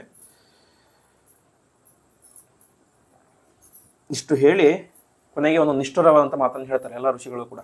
ನೀನು ಇಲ್ಲಿ ಇದ್ದರೆ ನಮಗೆ ತೊಂದರೆಯಾಗುತ್ತೆ ಅಂತ ಇಷ್ಟು ಮಾತುಗಳು ನಿಲ್ಲಿಸ್ಬಿಡ್ತಾರೆ. ರಾಮಚಂದ್ರ ದೇವರಿಗೆ ಅರ್ಥ ಆಗುತ್ತೆ, ನಾನು ಇಲ್ಲಿ ಇದ್ದರೆ ಈ ಋಷಿಮುನಿಗಳಿಗೆ ತೊಂದರೆಯಾಗುತ್ತೆ, ಹಾಗೆ ನಾವು ಇಲ್ಲಿರೋದು ಬೇಡ ಅಂತ ತಮ್ಮ ಎಲ್ಲ ವಸ್ತುಗಳನ್ನು ಕೂಡ ಕಟ್ಟಿಕೊಂಡು ರಾಮದೇವರು ತಾವು ಆ ಒಂದು ಚಿತ್ರಕೂಟ ಪರ್ವತವನ್ನು ಬಿಟ್ಟು ಮುಂದೆ ಪ್ರಯಾಣ ಮಾಡಲಿಕ್ಕೆ ಶುರು ಮಾಡ್ತಾರೆ. ಇಷ್ಟೆಲ್ಲ ಆಗಬೇಕಾದ್ರೆ ವಾಸ್ತವಿಕವಾಗಿ ಋಷಿಮುನಿಗಳಿಗೆ ತುಂಬ ಬೇಸರ ಆಗುತ್ತೆ. ಆದರೆ ಅನಿವಾರ್ಯ ಸಂದರ್ಭ, ರಾಮದೇವರು ಇಲ್ಲಿ ಇದ್ದರೆ ರಾಕ್ಷಸರಿಂದ ತೊಂದರೆ, ರಾಮದೇವರು ಹೋದರೆ ಯಾವ ತೊಂದರೆ ಇರೋದಿಲ್ಲ, ಮುಂಚೆ ಯಾವ ರೀತಿಯಾಗಿ ಆರಾಮವಾಗಿದ್ದು ಅದೇ ರೀತಿ ಆರಾಮಾಗಿರ್ಬೋದು ಅಂತ ಅವರೆಲ್ಲರೂ ಕೂಡ ಆ ರೀತಿಯಂತಹ ಮನಸ್ಸಿಗೆ ಕಷ್ಟ ಆದರೂ ಕೂಡ ಒಂದು ನಿರ್ಧಾರವನ್ನು ಮಾಡ್ತಾರೆ. ಹೀಗೆ ಚಿತ್ರಕೂಟ ಪರ್ವತವನ್ನು ಬಿಟ್ಟು ಮುಂದೆ ಪ್ರಯಾಣ ಮಾಡ್ತಾರೆ ರಾಮ ಲಕ್ಷ್ಮಣ ಸೀತೆಯರು. ಮುಂದೆ ಅವರು ಅತ್ರಿ ಮತ್ತು ಅನಸೂಯೆಯರ ಆಶ್ರಮಕ್ಕೆ ಬರ್ತಾರೆ. ಅತ್ರಿ ಅನಸೂಯೆಯರು ವಿಶಿಷ್ಟವಾದಂತಹ ದಂಪತಿಗಳು. ಸ್ವತಃ ಬ್ರಹ್ಮ ವಿಷ್ಣು ಮಹೇಶ್ವರರನ್ನೇ ಮಕ್ಕಳನ್ನಾಗಿ ಮಾಡಿಕೊಂಡವರು. ಅವರಿಗೆ ಯಾವ ದತ್ತಾತ್ರೇಯ ರೂಪಿಯಾಗಿ ಸ್ವಯಂ ಪರಮಾತ್ಮನೇ ಅವತಾರ ಮಾಡಿದ್ದ, ಇನ್ನು ಚಂದ್ರ ಬ್ರಹ್ಮ ಇವರೆಲ್ಲರೂ ಕೂಡ ಚಂದ್ರನಾಗಿ, ಬ್ರಹ್ಮದೇವರು ಚಂದ್ರನಲ್ಲಿ ಆವೇಶವನ್ನಿಟ್ಟು ಚಂದ್ರನಾಗಿ ಅವತಾರ ಮಾಡಿದ್ದರು, ಮಹರುದ್ರದೇವರು ದುರ್ವಾಸರಾಗಿ ಅವತಾರ ಮಾಡಿದ್ದರು. ಹೀಗೆ 3 ಜನ ಬ್ರಹ್ಮ ವಿಷ್ಣು ಮಹೇಶ್ವರರನ್ನೇ ಮಕ್ಕಳನ್ನಾಗಿ ಪಡೆದಂತಹ ಶ್ರೇಷ್ಠ ದಂಪತಿಗಳು. ಅವರ ಹೆಸರು ಕೂಡ ಅಷ್ಟೇ ಅನ್ವರ್ಥವಾದದ್ದು. ಅನಸೂಯೆ ಅಂದರೆ ಅಸೂಯೆಯನ್ನು ಬಿಟ್ಟವಳು ಅಂತ, ಇನ್ನೊಬ್ಬರ ಮೇಲೆ ಅಸೂಯೆಯನ್ನು ಮಾಡದಿದ್ದಂತಹ ಶ್ರೇಷ್ಠ ಹೆಣ್ಣು. ಇನ್ನು ಅತ್ರಿಗಳು, ಅತ್ರಿಗಳು ಅಂತ ಹೇಳಿದ್ರೆ, ತ್ರೀ ಅಂತ ಹೇಳಿದ್ರೆ 3, ಇಂಗ್ಲೀಷ್ನಲ್ಲೂ 3 ಅಂತ ಅರ್ಥ, ಸಂಸ್ಕೃತದಲ್ಲೂ 3 ಅಂತಲೇ ಅರ್ಥ. 3 ಇಲ್ಲದೇ ಇರುವವರು ಅಂತ. ಏನು? ಕಾಮ, ಕ್ರೋಧ, ಲೋಭ, ಈ 3 ಬಿಟ್ಟವರು, ಅದರಿಂದಾಗಿ ಅವರು ಅತ್ರಿಗಳು ಅಂತ ಕರೆಸ್ಕೊಳ್ತಾ ಇದ್ರು ಅಂತ. ಹಾಗಾಗಿ ಅವರಲ್ಲಿ ಪರಮಾತ್ಮ ಅವತಾರ ಮಾಡಿದ್ದ. ಹೀಗೆ ಇಂತಹ ಮಹಾನುಭಾವರ ಆಶ್ರಮಕ್ಕೆ ಬರ್ತಾರೆ, ಅವರಿಗೆ ವಿಶೇಷವಾದಂತಹ ಸೇವೆಯನ್ನೆಲ್ಲ ಮಾಡ್ತಾರೆ. ಆವಾಗ ಅನಸೂಯೆಗೆ ತುಂಬ ಆಶ್ಚರ್ಯ ಆಗುತ್ತೆ ಅಂತೆ. ಯಾಕೆ ಅಂದರೆ ಸ್ವಲ್ಪ ದಿವಸ ಅಲ್ಲಿ ಆಶ್ರಮದಲ್ಲಿ ವಾಸವಾಗಿದ್ದರು ರಾಮದೇವರು ಮತ್ತು ಸೀತಾದೇವಿ. ಸೀತಾದೇವಿಗೆ ರಾಮದೇವರ ಸೇವೆಯನ್ನು ಬಿಟ್ಟರೆ ಬೇರೆ ಯಾವುದೂ ಕೂಡ ಗೊತ್ತೇ ಇಲ್ಲ ಅಂತೆ. ನಿರಂತರವಾಗಿ ರಾಮದೇವರ ಸೇವೆಯನ್ನು ಮಾಡ್ತಾ ಮಾಡ್ತಾ ಮಾಡ್ತಾ ಇದ್ಲು. ಇದನ್ನು ನೋಡಿ ಅನಸೂಯೆಗೆ ಸ್ವಲ್ಪ ಆಶ್ಚರ್ಯ ಆಗುತ್ತೆ ಅಂತೆ. ಅಲ್ಲ, ಗಂಡನ ಸೇವೆಯನ್ನು ಚೆನ್ನಾಗಿ ಮಾಡುವವರು ಯಾರು ಅಂತ ಹೇಳಿದ್ರೆ ಋಷಿಗಳ ಪತ್ನಿಯರು ಮಾತ್ರ ಅಂತ ಅಂದ್ಕೊಂಡಿದ್ದೆ, ಆದರೆ ಆ ಮಾತು ಇವತ್ತು ಸುಳ್ಳಾಗಿದೆ. ಇಷ್ಟು ದೊಡ್ಡ ರಾಜಕುಮಾರಿಯಾದರೂ ಕೂಡ ಗಂಡನ ಸೇವೆಯನ್ನು ಈ ರೀತಿಯಾಗಿ ಮಾಡ್ತಾ ಇದ್ದಾಳಲ್ಲ ಅಂತ ಅವಳ ಪಾತಿವ್ರತ್ಯದ ಬಗ್ಗೆ, ಅವಳ ಸೇವೆಯ ಗುಣದ ಬಗ್ಗೆ ತುಂಬ ಆಶ್ಚರ್ಯ ಆಗುತ್ತೆ ಅಂತೆ. ಹೀಗೆ ವಿಶಿಷ್ಟವಾದಂತಹ ಸೇವೆಯನ್ನು ಮಾಡ್ತಾರೆ. ಇಷ್ಟೆಲ್ಲ ಆಯಿತು. ಕೊನೆಗೆ ತನ್ನ ಆಶ್ರಮದಲ್ಲಿ ಇದ್ದಂತಹ ಅನೇಕ ವಿಧವಾದಂತಹ ವಸ್ತುಗಳನ್ನು ಉಡುಗೊರೆಯಾಗಿ ಸೀತಾದೇವಿ ಕೊಡ್ತಾಳೆ ಅಂತೆ. ಸೀತಾದೇವಿ ಕೂಡ ಅದನ್ನೆಲ್ಲ ಸ್ವೀಕಾರ ಮಾಡ್ತಾಳೆ. ಕೊನೆಗೆ ಸೀತಾದೇವಿ ಏನಾದರೂ ಮಾತಾಡಬೇಕಲ್ಲ, ಹರಟೆ ಹೊಡಿಬೇಕು. ಅನಸೂಯೆ ಮತ್ತು ಸೀತೆ, ಬೇರೆ ಯಾವ ವಿಚಾರ ಇಲ್ಲ. ಕೊನೆಗೆ ತನ್ನ ಕಥೆಯನ್ನು ಹೇಳಿಕ್ಕೆ ಶುರು ಮಾಡ್ತಾಳೆ ಸೀತಾದೇವಿ. ನಾನು ಹೇಗೆ ಹುಟ್ಟಿದೆ ಅಂತ. ನನ್ನ ತಂದೆ ಯಜ್ಞ ಮಾಡಬೇಕು ಅಂತ ನೇಗಿಲಿಂದ ಭೂಮಿಯನ್ನು ಉಳ್ತಾ ಇದ್ದ. ಆವಾಗ ಸಿಕ್ಕಂಥವಳೆ ನಾನು ಅಯೋನಿಜೆ, ಅಂದರೆ ಪುರುಷ ಮತ್ತು ಸ್ತ್ರೀಯ ಸಂಪರ್ಕದಿಂದ ಹುಟ್ಟಿದಂತಹ ಸಾಮಾನ್ಯ ಹೆಣ್ಣಲ್ಲ. ನಾನು ಹೀಗೆ ನೇಗಿಲಿಂದಾಗಿ ಬಂದಂತಹ ಒಬ್ಬಳು. ನನ್ನ ಹೆಸರು ಸೀತೆ ಎಂಬುದಾಗಿ ಹೇಳ್ತಾರೆ. ಇವತ್ತು ನಾವು ಯಾವುದಾದ್ರೂ ಒಂದು ಪುಸ್ತಕದ ಶಾಪಿಗೆ ಹೋಗಿ ರಾಮಾಯಣ ಕೊಡಿ ಅಂತ ಕೇಳಿದ್ರೆ ಫಸ್ಟ್ ಕೇಳ್ತಾರೆ ಯಾವ ರಾಮಾಯಣ ಬೇಕು ಅಂತ. ಇನ್ನೇ ಇವತ್ತು 100 ರಾಮಾಯಣ ಬಂದುಬಿಟ್ಟಿವೆ, ಒಂದೊಂದರಲ್ಲಿ ಒಂದೊಂದು ರೀತಿಯ ಅಂತ ಕತೆ. ಕೆಲವೊಂದು ರಾಮಾಯಣಗಳಲ್ಲಂತೂ ಸೀತೆ ಯಾರು ಅಂತ ಹೇಳಿದರೆ ರಾವಣನಿಂದಾಗಿ ಯಾವುದೋ ಒಂದು ಕೆಟ್ಟ ಹೆಣ್ಣಿನಲ್ಲಿ ಹುಟ್ಟಿದಂಥ ಒಬ್ಬ ಸ್ತ್ರೀ ಅಂತ ಅನೇಕ ರಾಮಾಯಣದಲ್ಲಿ ಇವತ್ತು ಬರೆದು ಬಿಟ್ಟಿದ್ದಾರೆ. ಆದರೆ ನಮಗೆ ಮೂಲ ಇರುವುದು ಶತಕೋಟಿ ಪ್ರವಿಸ್ತರವಾದಂತಹ ಮೂಲ ರಾಮಾಯಣ, ಅದನ್ನು ಅನುಸರಿಸಿ ಬರೆದಂತಹ ವಾಲ್ಮೀಕಿ ರಾಮಾಯಣ. ವಾಲ್ಮೀಕಿ ರಾಮಾಯಣದಲ್ಲಿ ತಾನು ಹೇಗೆ ಹುಟ್ಟಿದೆ ಅಂತ ತನ್ನ ಕಥೆಯನ್ನು ಸೀತೆ ಹೇಳ್ಕೊಳ್ತಾಳೆ.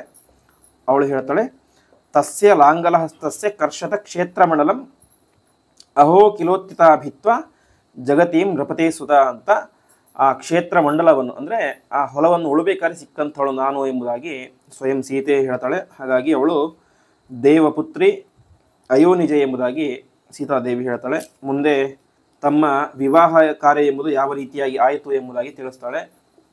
ಇಷ್ಟೆಲ್ಲ ಹೇಳಿ ಮುಂದೆ ವಾಲ್ಮೀಕಿಗಳೊಂದು ಮಾತನ್ನು ಹೇಳ್ತಾರೆ. ಆ ಒಂದು ಮಿಥಿಲಾ ಪಟ್ಟಣ, ಜನಕರಾಜನ ರಾಜಧಾನಿ ಅಷ್ಟೇನು ದೊಡ್ಡ ರಾಜ್ಯ ಅಲ್ಲ, ತುಂಬ ಸಣ್ಣ ರಾಜ್ಯ. ತುಂಬ ಸಣ್ಣ ರಾಜ್ಯ ಅದರ ಜೊತೆಗೆ ಆಗಾಗ ಅದರ ಮೇಲೆ ಬರಗಾಲ, ದುರ್ಭಿಕ್ಷೆ, ಕ್ಷಾಮ ಎಲ್ಲವೂ ಕೂಡ ಬರ್ತಾ ಇತ್ತು ಅಂತೆ.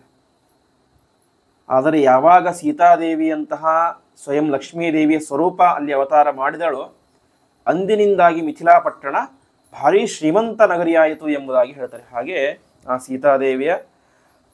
ಸೀತಾದೇವಿಯೇ ಲಕ್ಷ್ಮೀದೇವಿಯೇ ಸೀತಾದೇವಿಯಾಗಿ ಅವತಾರ ಮಾಡಿದ್ದು. ಅಂತಹ ಸೀತಾದೇವಿಯ ಅವತಾರದಿಂದಾಗಿ ಅಲ್ಲಿದ್ದಂತಹ ಬರಗಾಲ, ಅತಿವೃಷ್ಟಿ, ಅನಾವೃಷ್ಟಿ ಎಲ್ಲವೂ ಕೂಡ ಪರಿಹಾರವಾಗಿ ಸಮೃದ್ಧವಾಗಿ ಅಲ್ಲಿನ ಎಲ್ಲ ಜನರು ಕೂಡ ಜೀವನವನ್ನು ಮಾಡ್ತಾ ಇದ್ದಾರೋ ಎಂಬುದಾಗಿ ಹೇಳ್ತಾರೆ. ಈ ರೀತಿಯಾಗಿ ಸೀತಾ, ಲಕ್ಷ್ಮಣ ಮತ್ತು ರಾಮದೇವರು ಎಲ್ಲರೂ ಕೂಡ ವಿಶೇಷವಾಗಿ ಆ ಒಂದು ಅತ್ರಿ ಮತ್ತು ಅನಸೂಯೆಯರ ಆಶ್ರಮದಲ್ಲಿ ಇದ್ದುಕೊಂಡು ಅನೇಕ ದಿನಗಳ ಕಾಲ ಅಲ್ಲಿ ವಾಸವನ್ನು ಮಾಡಿ ಆ ಅತ್ರಿ ಮತ್ತು ಅನಸೂಯೆಯರಿಗೆ ಕೂಡ ಅನೇಕ ವಿಧವಾದಂಥ ಉಪದೇಶಗಳನ್ನು ಮಾಡ್ತಾರೆ. ಸ್ವಯಂ ಪರಮಾತ್ಮನೇ ದತ್ತಾತ್ರೇಯನಾಗಿ ಅವರಿಗೆ ಉಪದೇಶ ಮಾಡಿದ್ದ. ಯಾರಿಗೆ? ತನ್ನ ಅನಸೂಯೆ ಮತ್ತು ಅತ್ರಿ ದಂಪತಿಗೆ, ತನ್ನ ತಂದೆ ತಾಯಿಯರಿಗೆ. ಮುಂದೆ ರಾಮನಾಗಿ ಅವತಾರ ಮಾಡಿದಾಗಲೂ ಕೂಡ ವಿಶೇಷವಾದಂತಹ ಒಂದು ಉಪದೇಶವನ್ನು ಅವರಿಗೆ ಮಾಡ್ತಾನೆ. ಹೀಗೆ ಉಪದೇಶವನ್ನು ಮಾಡಿ ಮುಂದೆ ಅವರಿಂದ ಪೂಜಿತನಾಗಿ ಮುಂದೆ ತಾನು ತನ್ನ ಪ್ರಯಾಣವನ್ನು ಬೆಳೆಸ್ತಾನೆ ಎಂಬುದಾಗಿ ಇಲ್ಲಿಗೆ ಅಯೋಧ್ಯಕಾಂಡ, ಮೊದಲ ಕಾಂಡ ಬಾಲಕಾಂಡ, ಎರಡನೇ ಕಾಂಡ ಅಯೋಧ್ಯಕಾಂಡ ಎಂಬುದು ಮುಗಿಯುತ್ತೆ. ನಾಳೆಯಿಂದ ಮುಂದಿನ ಅರಣ್ಯಕಾಂಡದ ಪ್ರವಚನವನ್ನು ಶ್ರವಣ ಮಾಡೋಣ ಎಂಬುದಾಗಿ ಹೇಳ್ತಾ ಇಂದಿನ ಪ್ರವಚನವನ್ನು ಶ್ರೀಕೃಷ್ಣಾರ್ಪಣಮಸ್ತು.